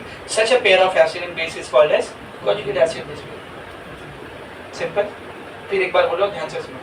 An acid after donating a proton gets converted into a base, or a base after accepting a proton gets converted into a acid. Such a acid base pair is called as conjugate acid base pair. Hindi में बोले तो एक acid H plus को देने के बाद खुद base बन जाता है, या फिर एक बेस H प्लस को लेने के बाद खुद एसिड बन जाता है। ऐसे एसिड और बेस की जोड़ी को हम लोग क्या कहते हैं? Conjugate acid base pair. एकदम अच्छे से ये एक्सप्लेन करने पूछता है, explain conjugate acid base pair. तो ग्रॉस-टैगलोरी थ्योरी से ये भी क्वेश्चन पॉसिबल है, या तो एक्सप्लेन करने बोलता है या एक रिएक्शन दे देता है और बोलता है उसमें लेबल करो कौन कॉन्जुगेट एसिड बेस पेयर बन गई जोड़ी। समझ में अच्छे से? तो सबसे पहले हम लोग कॉन्जुगेट एसिड बेस पेयर का डेफिनेशन अंडरलाइन करेंगे और उसके बाद हम लोग एक क्वेश्चन इसके ऊपर सॉल्व करेंगे। ठीक है, देखो सेकेंड पैराग्राफ देखो। The base produced by accepting the proton from an acid is the conjugate base of that acid. मिला? Likewise the acid produced when a base accept a proton is called the conjugate acid of that base. अब आगे देख क्या लिखा है? A pair of acid and base, a pair of an acid and a base differing by a proton is said to be a conjugate acid base pair. समझा? तो आप ऐसे भी डिफाइन कर सकते हो या वैसे भी डिफाइन कर सकते हो जैसा मैंने आपको बताया। ठीक है, समझ में अच्छे से? तो मैंने जो बताया था वो यहाँ पर मैं लिख देता हूँ, आपको जो आसान लगेगा दोनों में से वो लिख देना। क्या रहेगा सब लोग बोर्ड पर देखो, क्या रहेगा सब लोग बोर्ड पर देखो। N acid after donating a proton, एक एसिड प्रोटॉन डोनेट करने के बाद क्या बन जाता है? क्या बन जाता है? बेस बन जाता है। becomes a base called conjugate base of it. तो एक एसिड प्रोटॉन डोनेट करने के बाद बेस बन जाता है और इस बेस को, इस एसिड का क्या कहते हैं? Conjugate base. और दूसरी चीज, अ बेस आफ्टर बोलो accepting a proton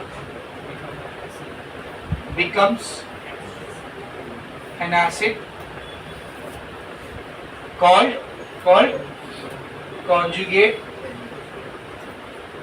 acid of it. तो एक बेस जब प्रोटॉन को एक्सेप्ट कर लेता है तो खुद एक एसिड में बदल जाता है और इस एसिड को हम लोग क्या कहते हैं? Conjugate acid. ठीक है ना? आगे क्या लिखेंगे? such an acid base pair is called conjugate acid base pair। सबको एकदम अच्छे से समझ में आया? कॉन्जुगेट एसिड बेस पेयर किसको बोलते हैं? तो एक एग्जांपल ये वाली होगी जो मैंने समझाया। एक एग्जांपल और आपको टेक्स्ट बुक में वहीं पर दिया, देख HCl + H2O giving H3O + Cl-। एकदम इजी है। HCl ने H+ वाटर को दे दिया और वाटर H+ को लेके क्या बन गया? H3O+। तो HCl ने H+ को दिया है तो वो एसिड है, वाटर ने H+ को लिया है तो वो बने बेस। प्रोडक्ट में देख H3O+ जो बना है वो बाद में H+ वापस कर देगा तो वो एसिड, और Cl - H+ को वापस ले लेगा तो वो बेस। तो उधर उसने एसिड बेस पेयर को जोड़ी में बनाया। तो उधर तो करके दिखाया, इसलिए मैं वाला एग्जांपल नहीं लेगा, करके दिखाया। एक क्वेश्चन उठाते हैं जिसमें उसने करके नहीं दिखाया, हमको करना। ठीक है ना? मेरे ख्याल से एक्सरसाइज में है ऐसा कुछ।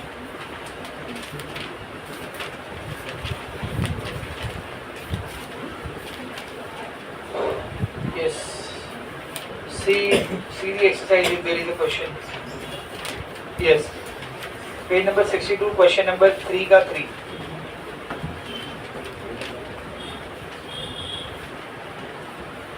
Page 62, question number 3 का 3. क्या बोला देखो उसने? Label the conjugate acid base pair in the following reactions. Reactions ही है, उसमें आपको conjugate acid और base को लेबल करना। कौन conjugate acid base pair? तो जो पहला वाला एग्जांपल वो दिया था पीछे देख, HCl H2O plus Cl minus अभी देख के है ना, तो वो गिवन है, कौन से पेज पे गिवन है, वही जो अभी पढ़ रहे थे, पेज नंबर 48 पे। तो उसके आगे लिख लो, पेज नंबर 48 पे उसका आंसर है ना, पेज नंबर 48 पे लेबल करके दिया ना उसने, जो दूसरी वाली एग्जांपल अभी देखे हमने, आया ना। जो दूसरा वाला है वो आपको दिया नहीं, तो उसको करते हैं बी, थर्ड का बी। क्या रिएक्शन दी हुई है, देखो क्या रिएक्शन दी है बेटा, CO3 2 माइनस प्लस H2O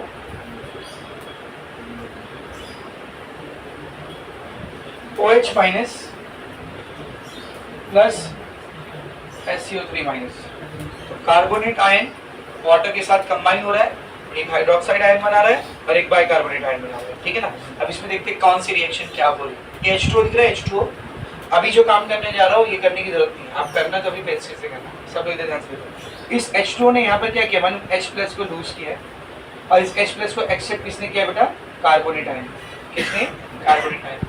तो इस H2O ने जब H प्लस को खो दिया तो इसके पास बचा क्या, OH माइनस, सही है। और इस कार्बोनेट आयन ने जब H प्लस को एक्सेप्ट कर लिया तो क्या बन गया, HCO3 माइनस, सही है। तो अब जरा ध्यान से देखना, H2O ने H प्लस को क्या किया है बेटा, डोनेट किया है, तो कौन है ये, एसिड 1। और CO3 2 माइनस ने H प्लस को एक्सेप्ट किया, तो कौन है ये, कौन है ये, बेस 1। यहाँ आओ, यहाँ आओ, यहाँ इधर पे क्या होगा बताओ, जब ये बैकवर्ड रिएक्शन हो रही होगी, ये बाइकार्बोनेट आयन क्या करेगा बोल, बाइकार्बोनेट आयन क्या करेगा बोल, H प्लस को रिटर्न देगा, ले अपना H प्लस वापस नहीं छीन, और OH माइनस उसको एक्सेप्ट करेगा, हाँ ला दे दे, चल, है कि नहीं। तो अब ये H प्लस को डोनेट कर रहा है तो ये एसिड है, और ये H प्लस को एक्सेप्ट कर रहा है तो बेस है। So this is acid and this is base 2। तो ये एसिड 1 एसिड 2 बेस 1 बेस 2 नहीं दिखाना, कॉन्जुगेट एसिड बेस पेयर को लेबल करना। तो ये एक बेस है, तो H प्लस को एक्सेप्ट करके खुद क्या बनेगा, एसिड। तो H प्लस एक्सेप्ट करने के बाद कौन सा एसिड बना, ये वाला ना। तो ये बेस और ये एसिड, ये कॉन्जुगेट एसिड बेस पेयर है, तो यहाँ पर लिखेंगे कॉन्जुगेट एसिड बेस पेयर। ये एक एसिड है, H प्लस को डोनेट किया उसने और एक बेस में कन्वर्ट हो गया, तो ये भी क्या है, कॉन्जुगेट एसिड बेस पेयर। पूरा लिखना तुम लोग, बस हो गया, ये खत्म, मिल गया 1 मार्क्स, 1 मार्क्स 2 मार्क्स, इतने मार्क्स का समझ में अच्छे से। Is it very much clear. यहाँ पे सेकंड थ्योरी भी खत्म हो गई, सेकंड थ्योरी फिनिश। कौन सी, Bronsted and Lowry theory. Now moving on, third theory कौन सी बेटा, लुईस थ्योरी। ये तो मैं ऑलरेडी आपको बता चुका हूँ कोऑर्डिनेशन कंपाउंड में, ये मैंने क्विकली बता दिया था क्या होगी, फिर एक बार देख लेते।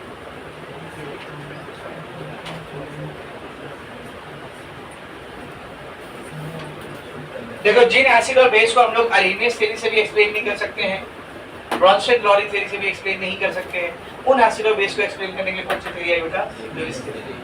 कौन सी थ्योरी आ गई बोलो, लुईस थ्योरी आ गई। सबको एकदम अच्छे से समझ में आ रहा है, ठीक है। सब बोर्ड पर देखेंगे, सब लोग बोर्ड पर देखेंगे लुईस थ्योरी क्या होती है।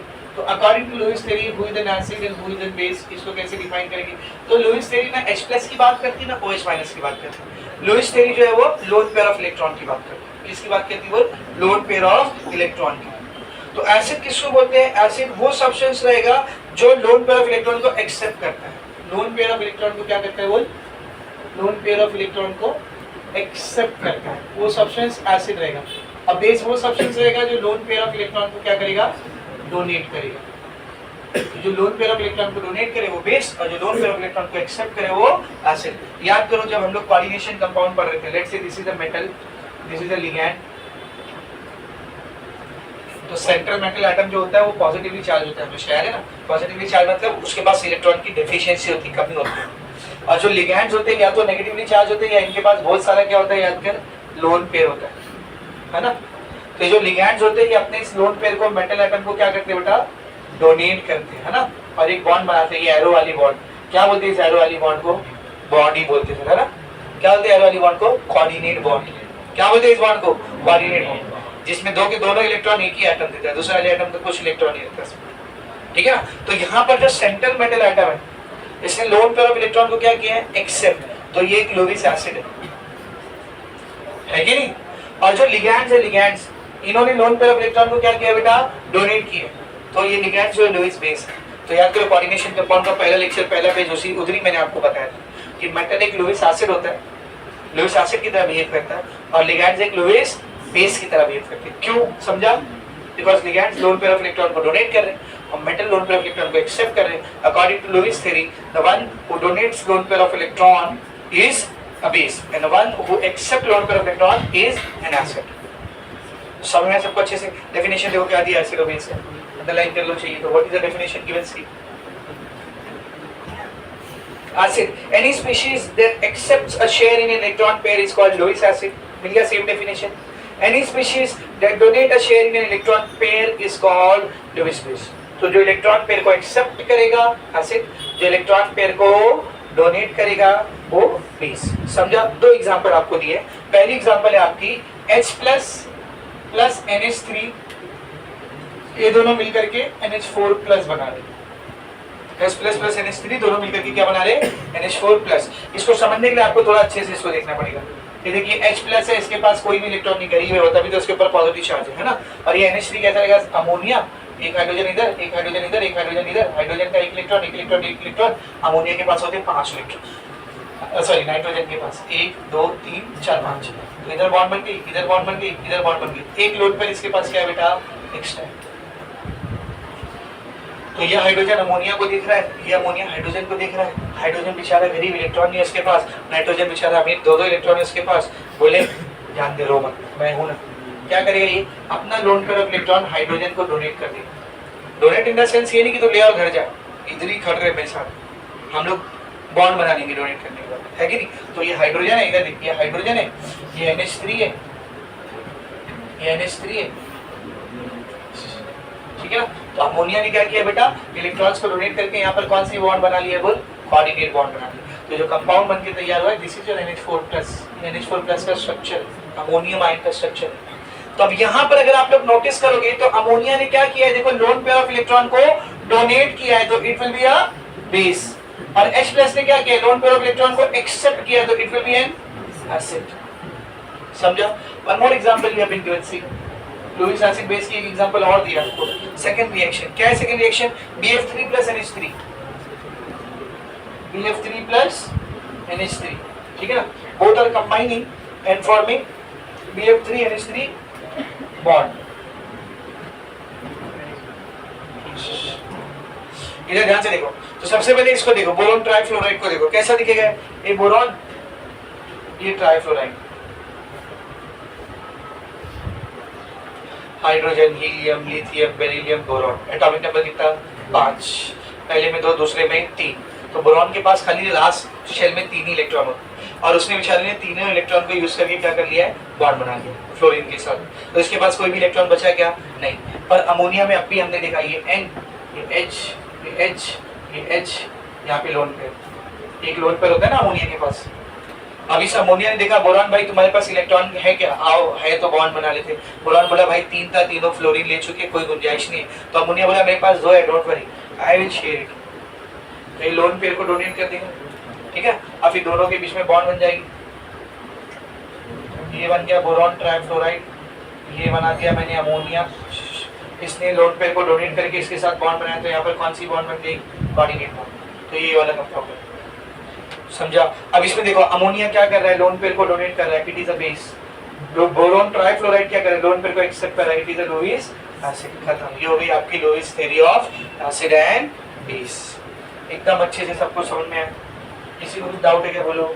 नहीं। तो तीनों थ्योरी मैंने आपको समझा दिया, अर्हीनियस थ्योरी भी समझा दिया, ब्रॉन्स्टेड-लॉरी थ्योरी भी समझा दिया, और लुईस थ्योरी भी समझा दिया। एक आखिरी topic, amphoteric nature of water, बहुत ही इंपॉर्टेंट है, कई बार आया। Amphoteric nature of water, amphoteric nature of water, Hindi में बोले तो पानी का दोगलापन। Amphoteric nature of water, AMPH, amph word कब यूज होता है? जब किसी चीज में 2 की प्रॉपर्टी पाई जाती है ना? जब किसी चीज में 2 की प्रॉपर्टी पाई जाती है तो हम लोग एम्फ वर्ड यूज करते हैं। बायोलॉजी में आप पढ़ते हो ना, एम्फीबियंस, एम्फीबियंस, है ना। एम्फीबियंस मतलब ऐसे एनिमल्स जो टेरेस्ट्रियल भी हो, एक्वाटिक भी हो, जमीन में भी रह सकते हैं और पानी में भी रह सकते हैं, तो एम्फीबियन, है ना। तो एम्फ वर्ड जब किसी चीज में दो अलग अलग चीजों का नेचर पाया जाता है तो एम्फ वर्ड यूज होता है। तो एम्फोटेरिक नेचर ऑफ वाटर मतलब वाटर के नेचर में किसी दो अलग अलग चीजों का नेचर पाया जाता है, और दो अलग अलग चीज कौन है? एसिड और base.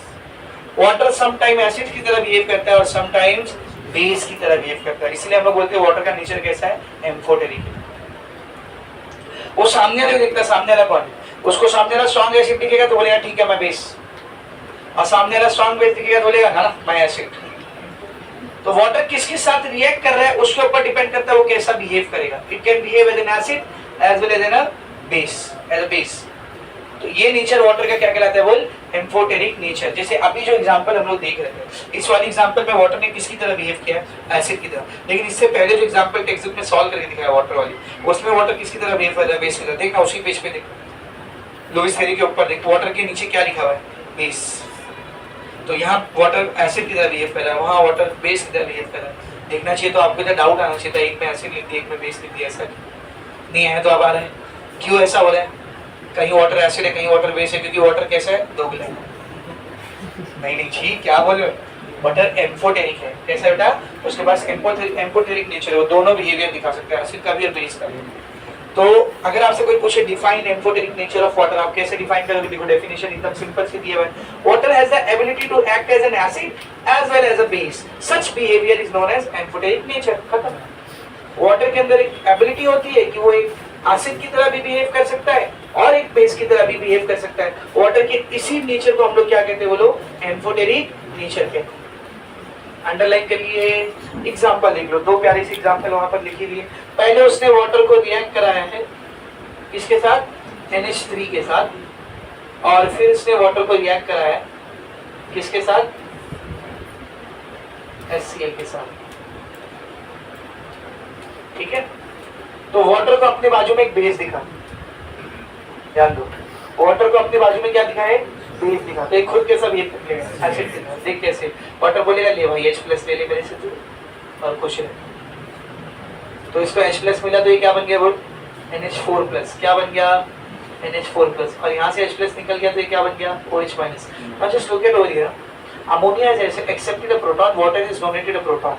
The one who donates a proton is an acid. The one who accepts a proton is a base. तो वाटर ने यहाँ पर प्रोटॉन को डोनेट किया है, तो यहाँ पर वाटर खुद कैसा बिहेव कर रहा है? एसिड की तरह। और अमोनिया ने H+ को एक्सेप्ट किया तो बेस की तरह बिहेव कर रहा है। तो देख वाटर को अपने बाजू में एक मस्त वाला बेस दिखा तो खुद क्या बन गया? एसिड। पर दूसरा केस देखो, यहाँ पर वाटर को अपने बाजू में कौन दिख रहा है? एक स्ट्रॉन्ग वाला एसिड दिख रहा है, HCl। तो वो एसिड है, उसके खुद के पास इतना ज्यादा H+ है, उसके आगे वाटर हीरो नहीं बनेगा। H+ दूं क्या तेरे को? नहीं, आप अंबानी को नहीं बोलेंगे 100 रुपया चाहिए क्या? है कि नहीं? वो स्ट्रॉन्ग एसिड है, वो खुद H+ पूरा डिसोसिएट करता है। वो वाटर उसके आगे हीरोपंती नहीं करेगा, बोले H+ दूं क्या? नहीं, उल्टा मांगेगा भाई H+ देना, है कि नहीं? तो यहाँ पर स्ट्रॉन्ग एसिड दिख रहा है वाटर को, तो ये HCl इसको H+ डोनेट करेगा और वाटर उसको चुपचाप एक्सेप्ट भी कर लेगा।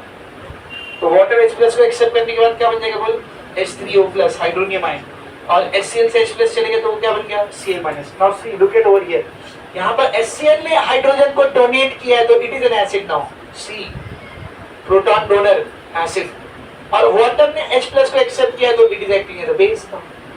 तो देख लो, सामने देख लो, यहाँ पर वाटर एक एसिड की तरह बिहेव कर रहा है, यहाँ पर वाटर एक बेस की तरह बिहेव कर रहा है। तो in presence of a strong base like ammonia, water behaves as a base, and in presence of a strong acid like HCl, water behaves as a base. Acid, sorry उल्टा बोल दिया। In presence of a strong base ammonia, water behaves as an acid, and in presence of a strong acid like HCl, water behaves as a base. तो such nature of water is known as amphoteric nature of water. या तो सिर्फ definition पूछ सकता है या example के साथ एक्सप्लेन करने बोल सकते हैं। Explain the amphoteric nature of water with the help of an example. तो ये दोनों एग्जांपल लिख करके इसको एक्सप्लेन भी करने का, पहले डेफिनेशन लिखने का फिर एक्सप्लेन करने का। एम्फोटेरिक नेचर ऑफ वाटर समझा तो ये टॉपिक भी यहाँ पर क्या हो गया बेटा? खत्म हो गया। अब नेक्स्ट जो टॉपिक है वो भी एसिड और बेस से रिलेटेड है। नाम क्या है उसका? Ionization of acid and base. और उसी टॉपिक के अंदर आपको एक इंपॉर्टेंट सी डेरिवेशन आएगी जिसका नाम है ऑसवाल्ड डाइल्यूशन लॉ। समझा? जो इस चैप्टर की इकलौती वाहिद डेरिवेशन है, वो भी बहुत आसान है। एक डेरिवेशन और है पीएच वाली, लेकिन वो बहुत छोटी सी और वो ज्यादा इंपॉर्टेंट। दोनों डेरिवेशन इंपॉर्टेंट। ये पूरा लिखो, फिर हम लोग वो टॉपिक और ऑसवाल्ड किसका कोड के आउटपुट अब्बा ने कोड दिया, ये आउटपुट है। राणा ने कोड दिया। कौन है यार ये वाला? ये वाला मैं उसका कोड वो किया। अच्छा अच्छा कोड बना। बस एक ही दिक्कत है भाई, जाओ ना पढ़ा घर पे सीख लेंगे, जल्दी निकले यहाँ से।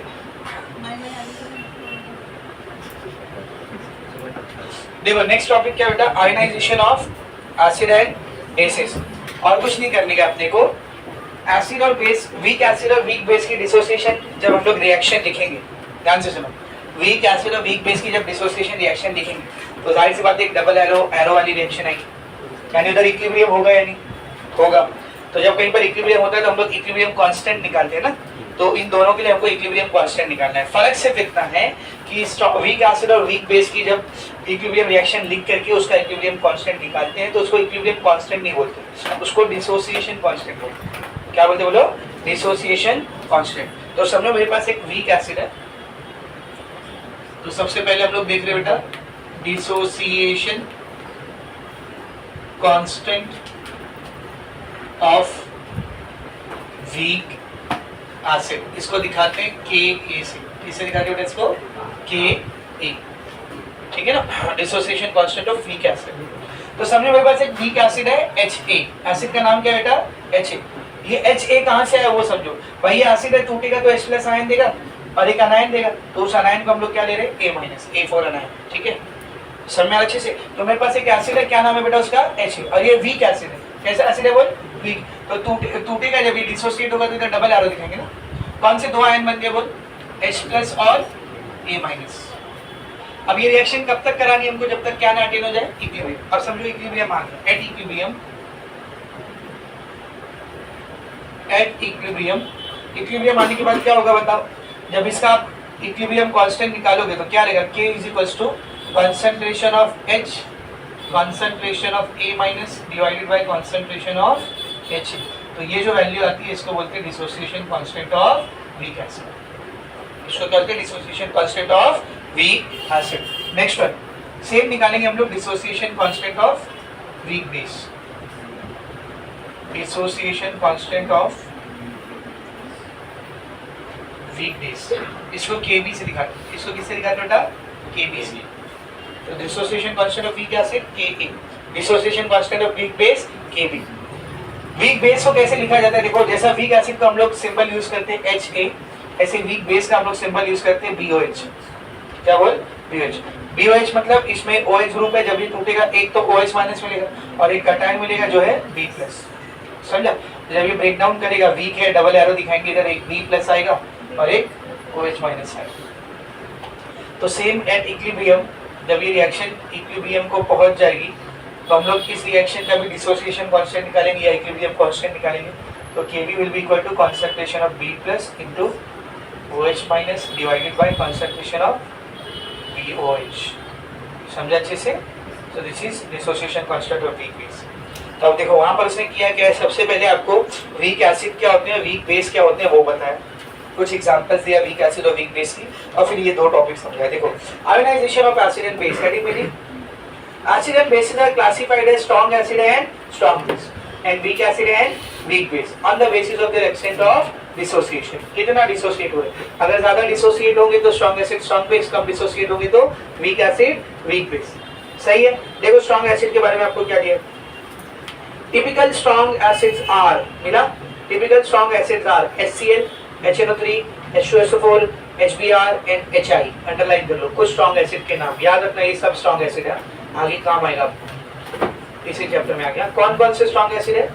HCl hydrochloric acid, HNO3 nitric acid, H2SO4 sulphuric acid, hydrogen bromide bromic acid, hydrogen iodide iodic acid, ठीक है, ये सब स्ट्रांग एसिड है। और कुछ स्ट्रांग बेसिस के नाम दिया आपको NaOH and KOH, sodium hydroxide and potassium hydroxide. तो कुछ स्ट्रांग एसिड के नाम आ गए और कुछ स्ट्रांग बेस के नाम आ गए।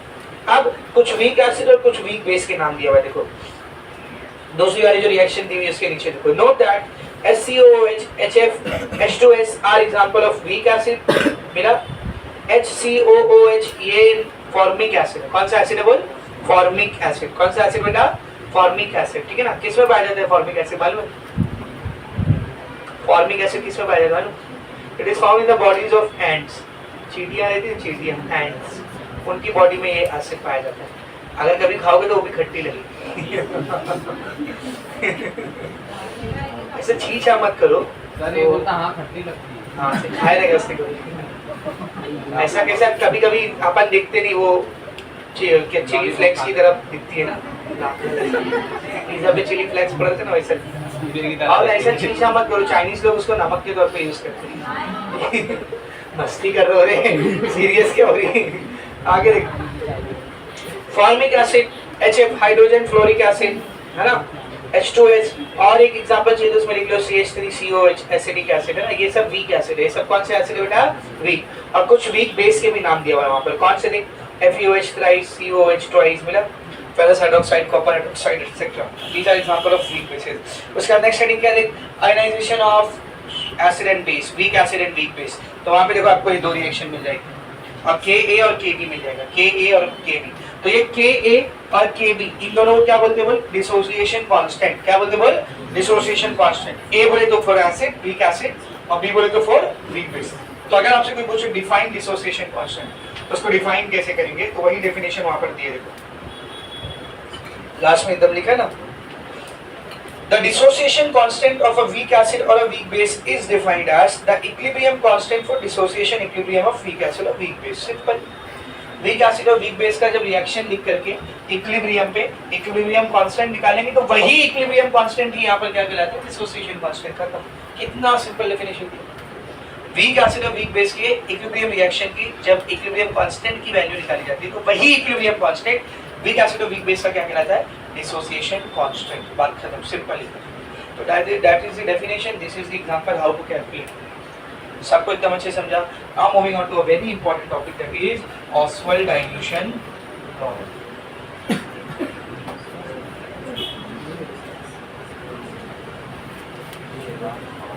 ऑसवाल्ड साइंटिस्ट का नाम है। Tell me what do you mean by dilution?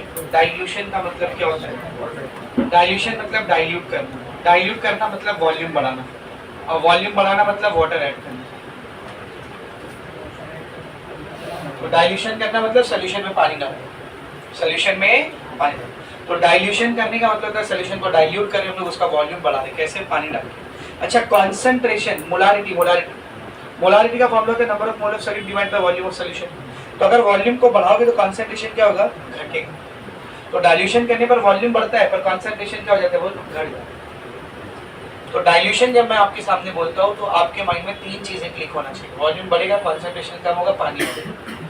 Volume बढ़ेगा, कॉन्सेंट्रेशन कम होगा, पानी आएगा। आपको ये क्लिक हो जाता है पानी ऐड हो गया, बाकी का दो भूल जाते हैं, तीनों याद रखिएगा। डाइल्यूशन मतलब वॉल्यूम बढ़ेगा, कॉन्सेंट्रेशन कम होगा और पानी ऐड होगा।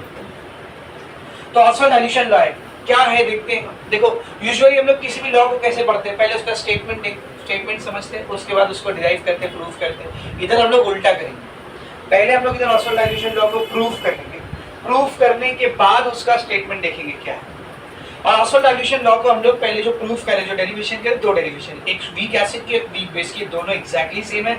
एसिड वाली मैं करा रहा हूँ, बेस वाली आप करोगे। एसिड वाली मैं करा रहा हूँ, बेस वाली आप करोगे। Exactly copy and paste, copy and paste. समझ में आ रहा अच्छे से? तो सब लोग ध्यान से देखो। Oswald dilution law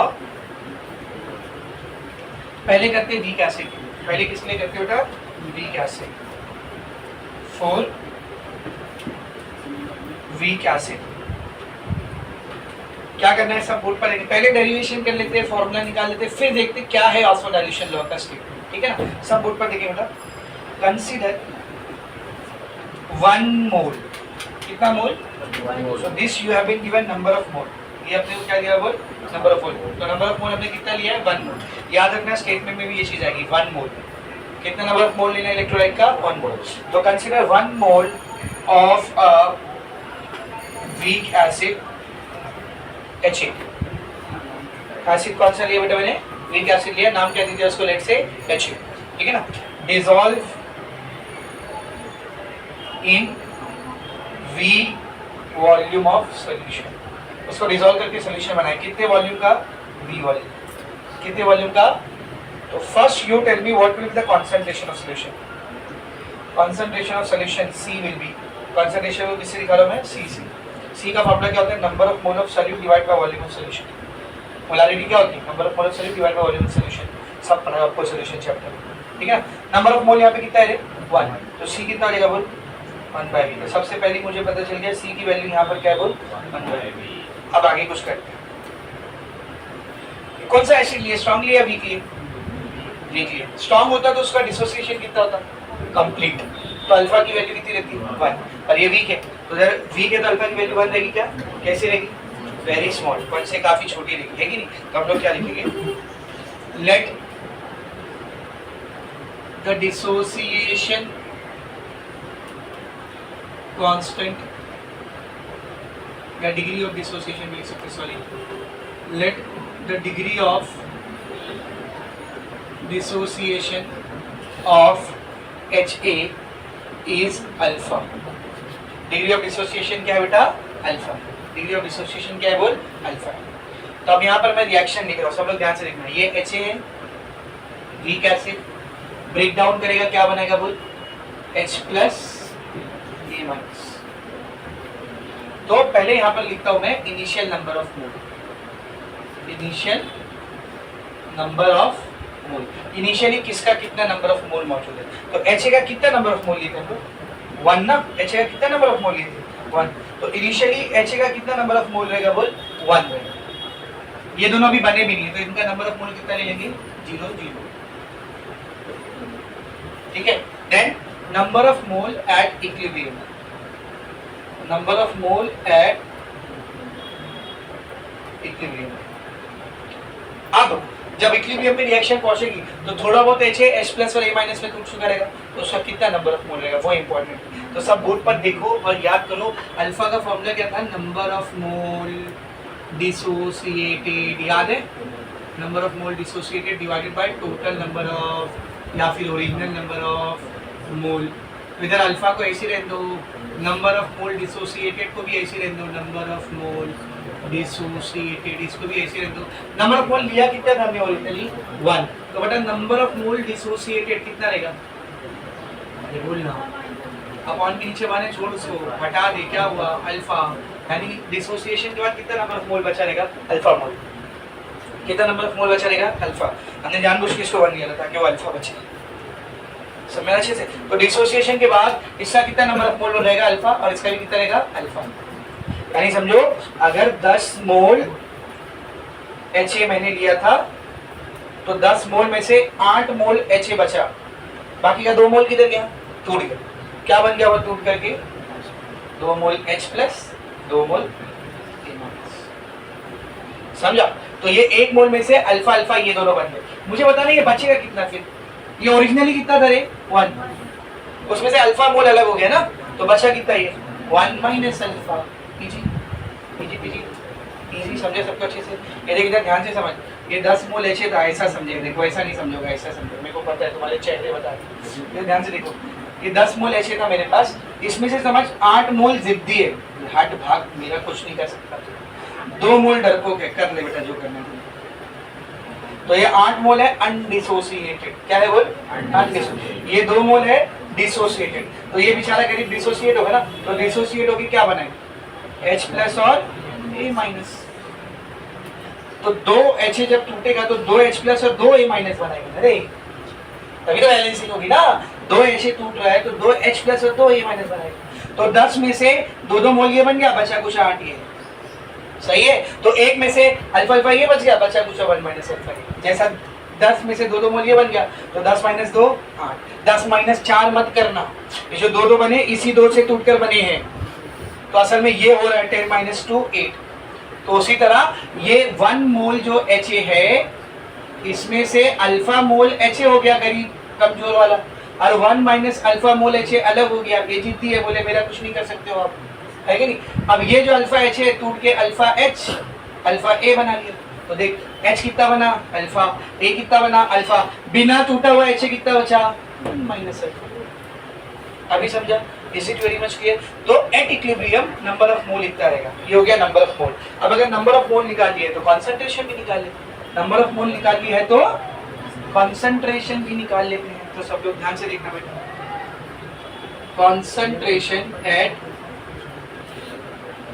equilibrium, equilibrium पे कॉन्सेंट्रेशन कितना रहेगा? What is the formula of concentration? What is the formula of concentration? Tell me. Number of mole by volume, number of mole by ये सॉल्यूशन का कॉन्सेंट्रेशन, इधर solution का ही निकाले, एक एक का निकाल, एक एक का निकाल। तो कॉन्सेंट्रेशन का फॉर्मूला क्या था? सीधे सीधे लिख लो, कॉन्सेंट्रेशन का फॉर्मूला क्या था? Number of mole of solute divide by volume of solution. तो यहाँ पर इसका नंबर ऑफ मोल कितना है देख, 1 माइनस अल्फा, और सॉल्यूशन का वॉल्यूम कितना लिए थे हमने? v। इसका कंसंट्रेशन क्या आएगा? Alpha by v। इसका कंसंट्रेशन क्या आएगा? Alpha by v। This is the concentration of Ha, this is the concentration of H+, this is the concentration of A-। Sir काय को की है? एकदम सिंपल है। काय को देख, इधर देख, इधर देखा, dissociation constant of acid will B, dissociation constant of acid will B. अभी सिखाया कैसे निकालते हैं डिसोसिएशन कांस्टेंट। तो इस वाली रिएक्शन को देख, ये चाहिए तो ऐसा टेबल बना लो, तुम्हारे टेक्स्ट में एक टेबल बना, इसकी जबरदस्ती पता नहीं क्यों, सब लोग भी देखें, खुश हो जाओ, ठीक है। तो सब लोग ध्यान से देखो, डिसोसिएशन कांस्टेंट का रिएक्शन कैसे लिखते रहे? Dissociation constant of acid will be equal to concentration of H+ into concentration of A- divide by concentration of Ha। तो बेटा इस Ka को ऐसे रहने दे, ये ब्रैकेट बोले तो कंसंट्रेशन ना, तो concentration of H+, concentration of H+ कितना है? Alpha by v। आप समझे क्यों निकाले थे इसको? ठीक है, concentration of A-, concentration of A- कितना है? Alpha by v divide by concentration of Ha, concentration of Ha कितना बचा है? 1 माइनस अल्फा बाय v। मजा आई? ठीक है, आगे देखो क्या बनेगा ये, alpha into alpha, alpha square, v into v, v square, 1 minus alpha by v। ये अल्फा स्क्वायर v स्क्वायर को ऐसे रहने दो, ये 1 माइनस अल्फा बाय v ऊपर गया तो v by 1 minus alpha, v से स्क्वायर कैंसिल, तो क्या बच गया बोलो? Ka। Ka क्या बच गया? ध्यान से देखना, what is Ka now? Ka is equals to alpha square, ऊपर कौन बचा रे? अल्फा स्क्वायर, नीचे क्या बचा बोलो?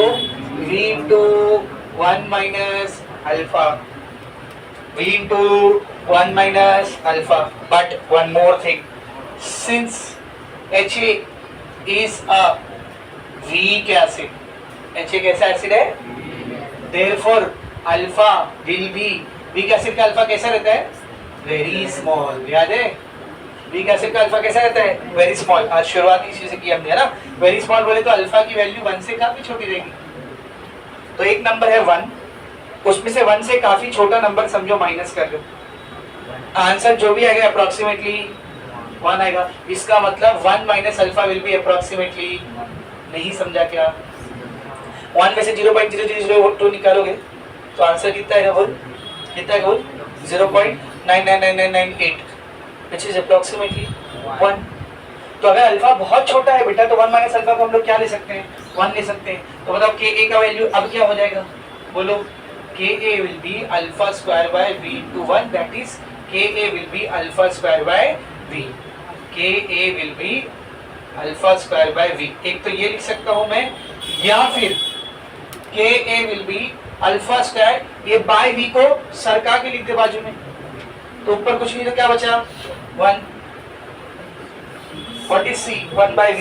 तो ये क्या हो जाएगा बोल? Alpha square into c। Why? Because अभी शुरू में हमने देखा c is equals to 1 by. ये दो फॉर्मूला आया, ये दो फॉर्मूला आया, इन दोनों फॉर्मूले से डिग्री ऑफ डिसोसिएशन को अलग कर।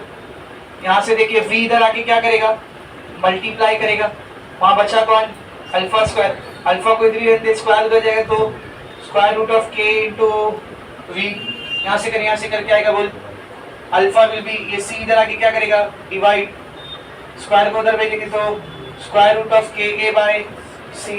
ये जो चार फॉर्मूले मेरे को आए हैं, चारों को अलग अलग लिखने के बजाय मैं कंबाइन करके लिख रहा हूँ। पहले Ka का फॉर्मूला लिखते हैं, डिग्री ऑफ डिसोसिएशन क्या रहेगा बोल? या तो अल्फा स्क्वायर बाय v या फिर अल्फा स्क्वायर इंटू c। पहला ये फॉर्मूला है, सही? हाँ या ना? सही। दूसरा अल्फा का क्या फॉर्मूला है बोल? अल्फा का क्या फॉर्मूला है बोल? अल्फा का क्या फॉर्मूला है? या तो under root Ka into v या तो under root Ka by c। Now see what is Ostwald dilution law. ध्यान से देख what is Ostwald dilution law. यहाँ से मैं कुछ लिख सकता हूँ, ध्यान से देखना बेटा, दो चीजें लिख सकता हूँ मैं यहाँ से। पहली चीज व्हाट इज दिस के ए कौन है?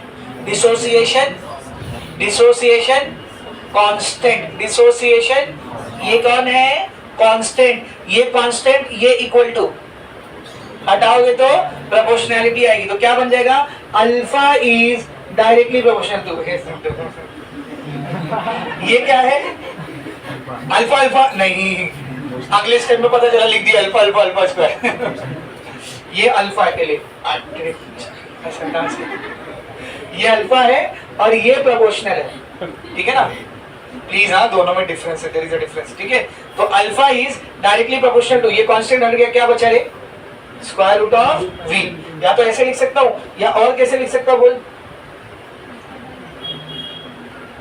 यहां से बताओ क्या लिख सकता हूं मैं? अल्फा इज के ए और इक्वल टू हटा दिए, कांस्टेंट को हटा दिए और इक्वल टू हटा दिए, क्या आएगा? Proportional to 1 by under root of c। तो what I can say, just look at it, what I can say, degree of dissociation of a weak electrolyte is directly proportional to the square root of volume of solution or inversely proportional to the square root of concentration of solution for a 1 mole of electrolyte या weak acid. This is called as Oswald dilution law। यही Oswald dilution law, finish। Sir बताना क्या चाह रहे हैं, बोलना क्या चाह रहे हैं, कर क्या रहे हैं हम लोग? एकदम सिंपल सी बात है, वॉल्यूम को जब बढ़ाओगे तो अल्फा की वैल्यू घटेगी, डायरेक्टली प्रोपोर्शनल है ना, सॉरी अल्फा की वैल्यू बढ़ेगी। वॉल्यूम बढ़ाओगे तो अल्फा बढ़ेगा, लेकिन लीनियरली नहीं बढ़ेगा। बोले इसको 2 गुना बढ़ाए तो ये भी 4 गुना बढ़ेगा, नहीं। वॉल्यूम को 4 गुना बढ़ाओगे तो अल्फा सिर्फ 2 गुना बढ़ेगा। स्क्वायर रूट लगा है ना, समझ में आ रहा है? वॉल्यूम को 16 गुना बढ़ाओगे तो अल्फा 4 गुना बढ़ेगा। मिसाल के तौर पर समझो 1 लीटर पानी था, ये समझा? सोल्यूशन 1 लीटर का, कितना सोल्यूशन था?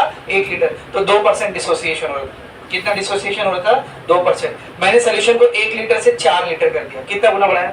4 गुना। तो अल्फा कितना बढ़ेगा? 2 गुना। पहले डिसोसिएशन 2% हो रहा था, 2% का 2 गुना 4, अब डिसोसिएशन 4% हो गया। समझो मैंने वॉल्यूम को 1 लीटर से बढ़ा के 9 लीटर कर दिया, कितना गुना बढ़ाया? 9 गुना। स्क्वायर रूट ऑफ 9 3, अल्फा कितना गुना बढ़ेगा? 3 गुना। तो 2% का 3 गुना, 2% का 3 गुना 6%, डिग्री ऑफ डिसोसिएशन 6% हो जाए, 6% डिसोसिएट हो जाएगा। ये है ऑस्वाल्ड डाइल्यूशन लॉ, समझा? That degree of dissociation directly proportional होता है स्क्वायर रूट ऑफ वॉल्यूम को। और अगर कंसंट्रेशन की बात करें तो it is inversely proportional to square root of concentration. So volume बढ़ाने पर डिग्री ऑफ डिसोसिएशन बढ़ता है, पर कंसंट्रेशन बढ़ाने पर डिग्री ऑफ डिसोसिएशन कम होता है। समझा? खत्म हो गया Oswald dilution law for weak acid. जरा इसका स्टेटमेंट अंडरलाइन करो, क्या लिखा है देखो, यही स्टेटमेंट में लिखा रहेगा, देखो। और अब आपको समझेगा कि क्यों पहले स्टेटमेंट नहीं दिया। अगर पहले स्टेटमेंट देता तो सब सर के ऊपर से जाता, इसलिए पहले डिराइव कर दिया उसने, उसके बाद स्टेटमेंट दिया। सी what is the statement of degree of dissociation of weak electrolyte, page number 50, weak base heading है, उसके ऊपर का पैराग्राफ देखो। implies that के आगे से the degree of dissociation of a weak acid is inversely proportional to the square root of its concentration or directly proportional to the square root of volume of the solution containing 1 mole of weak acid। Same चीज लिखी है तो जो अभी मैंने बताया। Degree of dissociation मतलब alpha inversely proportional होता है स्क्वायर रूट ऑफ कंसंट्रेशन को, या फिर डायरेक्टली प्रोपोर्शनल होता है स्क्वायर रूट ऑफ वॉल्यूम को। जिस सॉल्यूशन में 1 मोल क्या रहेगा? Weak acid. खत्म। ये है Oswald dilution law for weak acid. तो या तो आपको स्टेटमेंट पूछ सकता है state Oswald dilution law for weak acid, तो खाली स्टेटमेंट लिखने का, या ये डेरिवेशन आ सकता है, या इसके ऊपर न्यूमेरिकल तो आते ही, न्यूमेरिकल आते हैं इसके ऊपर, ये 4 फॉर्मूले पे जो इधर लिखा हुआ। समझा? नेक्स्ट हेडिंग क्या है देख, वीक बेस। तुम लोग करेंगे इसको, देख मैं खाली ऊपर से कर दे रहा हूँ। इधर पे क्या आया बोलना? For weak base. इधर पे consider 1 mole of a weak base BOH, weak base BOH dissolve in V volume of solution. सही है? ये सेम रिएक्शन क्या आएगी? BOH dissociating into B plus OH minus। Number of mole initially 100, number of mole every same, concentration same, table same बनेगा, खाली reaction change होगा। ये क्या आएगा? Dissociation constant of base will be Ka की जगह पर क्या आएगा? Kb आएगा। Ka की जगह पर क्या आएगा? Kb आएगा। H प्लस की जगह पर B प्लस, A प्लस की जगह पर OH माइनस, H की जगह पर BOH। ये सेम सब सेम। फॉर्मूला भी पूरा सेम है, खाली जहां Ka दिख रहा है वहां पर क्या देगा Kb। तो लास्ट में आपको फॉर्मूला क्या मिलेगा वो, लास्ट में आपको चार फॉर्मूले क्या मिलेंगे, लास्ट में आपको चार फॉर्मूले क्या मिलेंगे। पहला फॉर्मूला आपको मिलेगा Kb का, क्या मिलेगा बोल, अल्फा स्क्वायर बाय सी या फिर sorry alpha square by B या फिर alpha square into C. Same formula मिलेगा, खाली के की जगह पर क्या लिखा रहेगा Kb। और दूसरा फॉर्मूला क्या मिलेगा, alpha is equal to square root of Kb into v या फिर square root of Kb by C. तो ये सेम फॉर्मूले आएंगे, खाली Ka की जगह पर क्या आएगा बोल Kb। तो स्टेटमेंट क्या रहेगा, स्टेटमेंट क्या रहेगा देख, degree of dissociation of the, ध्यान से देख, degree of dissociation of the weak base is directly proportional to the square root of volume और inversely proportional to the square root of concentration for a solution containing 1 mole of weak base. Copy paste है, दोबारा करा के मतलब है कुछ कर लेंगे उसको, तो वो होमवर्क है आपका। तो ये फॉर वीक बेस वाला जो पार्ट है वो आप लोग खुद से घर पे करें, या अभी लिख के जाना है तो अभी लिख के भी जा सकते हो, चलेगा, मेरे को कोई इशू नहीं। खाली उसका फार्मूला याद रख लो और स्टेटमेंट अंडरलाइन कर लो। स्टेटमेंट कहाँ दिया हुआ है इसका देख, वीक बेस का पेज नंबर 50 पे पिंक बॉक्स के ऊपर देखो। The degree of dissociation of a weak base is inversely proportional to the square root of its concentration is directly proportional to the square root of volume of the solution containing 1 mole of weak base. Exactly same चीज है, खाली जहां acid था वहां क्या लिखा हुआ है, जहां एसिड था वहां क्या लिखा हुआ है बेस। समझो आपको पूछा state Ostwald dilution law for weak acid, कौन सा वाला लिखेंगे, एसिड वाला। State Ostwald dilution law for weak base, कौन सा वाला लिखेंगे, बेस वाला। स्टेट ऑस्मोडाइल्यूशन लॉ दोनों लिख देंगे। अगर आपको ऐसा लगता है कि दो स्टेटमेंट लिखूंगा हीरो बन जाऊंगा तो दो लिखो, अगर आपको एक में कंबाइन करना है तो आप एक में भी कंबाइन कर सकते हो। कैसे, degree of dissociation for a week acid और अ वीक बेस, है ना, is directly proportional to the square root of volume of solution or inversely proportional to the square root of concentration of solution for a solution containing 1 mole of weak acid or weak base। समझे, is it very much clear, सबको समझा। हाँ, derivation पूछा तो या तो acid का पूछेगा या बेस का पूछेगा, मेंशन नहीं किया है, आप किसी एक का कर लो, एसिड का कर लो, लास्ट में लिखने का similarly we can prove for a weak basis, ये फॉर्मूला समझा अच्छे से। अब इसके ऊपर न्यूमेरिकल कैसे आते हैं, तो वो जो पिंक बॉक्स में दिख रहे हैं वो आपको न्यूमेरिकल है, कुछ बिग पिंक बॉक्स में न्यूमेरिकल है और कुछ पीछे एक्सरसाइज में न्यूमेरिकल है। तो कल का लेक्चर ऑस्मोडाइल्यूशन लॉ के न्यूमेरिकल से चालू करेंगे और उसके बाद फिर एक नया टॉपिक चालू करेंगे, वेरी इंपॉर्टेंट, पीएच स्केल। समझा अच्छे से, अभी ये पूरा लिख लो, अगर आपको चाहिए तो वीक बेस वाला भी पूरा अभी कर लो, या घर पे जाके करना है तो घर पे कर लेना, लेकिन कर जरूर लेना। पता चला क्वेश्चन में पूछा है derive the expression for Ostwald dilution law of weak bases, और ये पढ़ के गए थे नोटबुक में से यही लिख के आए। अब बाद में मेरे को बोले सर आप तो यही पढ़ाए थे ना, वीक एसिड का बोलेगा तो सेम लिखेंगे, वीक बेस का बोलेंगे तो कौन सा लिखेंगे, समझ में आ गया बेटा। तो वो खुद से करना है आपको, या तो अभी कर लो या घर पे आके कर लो, ठीक है। That is all fast request.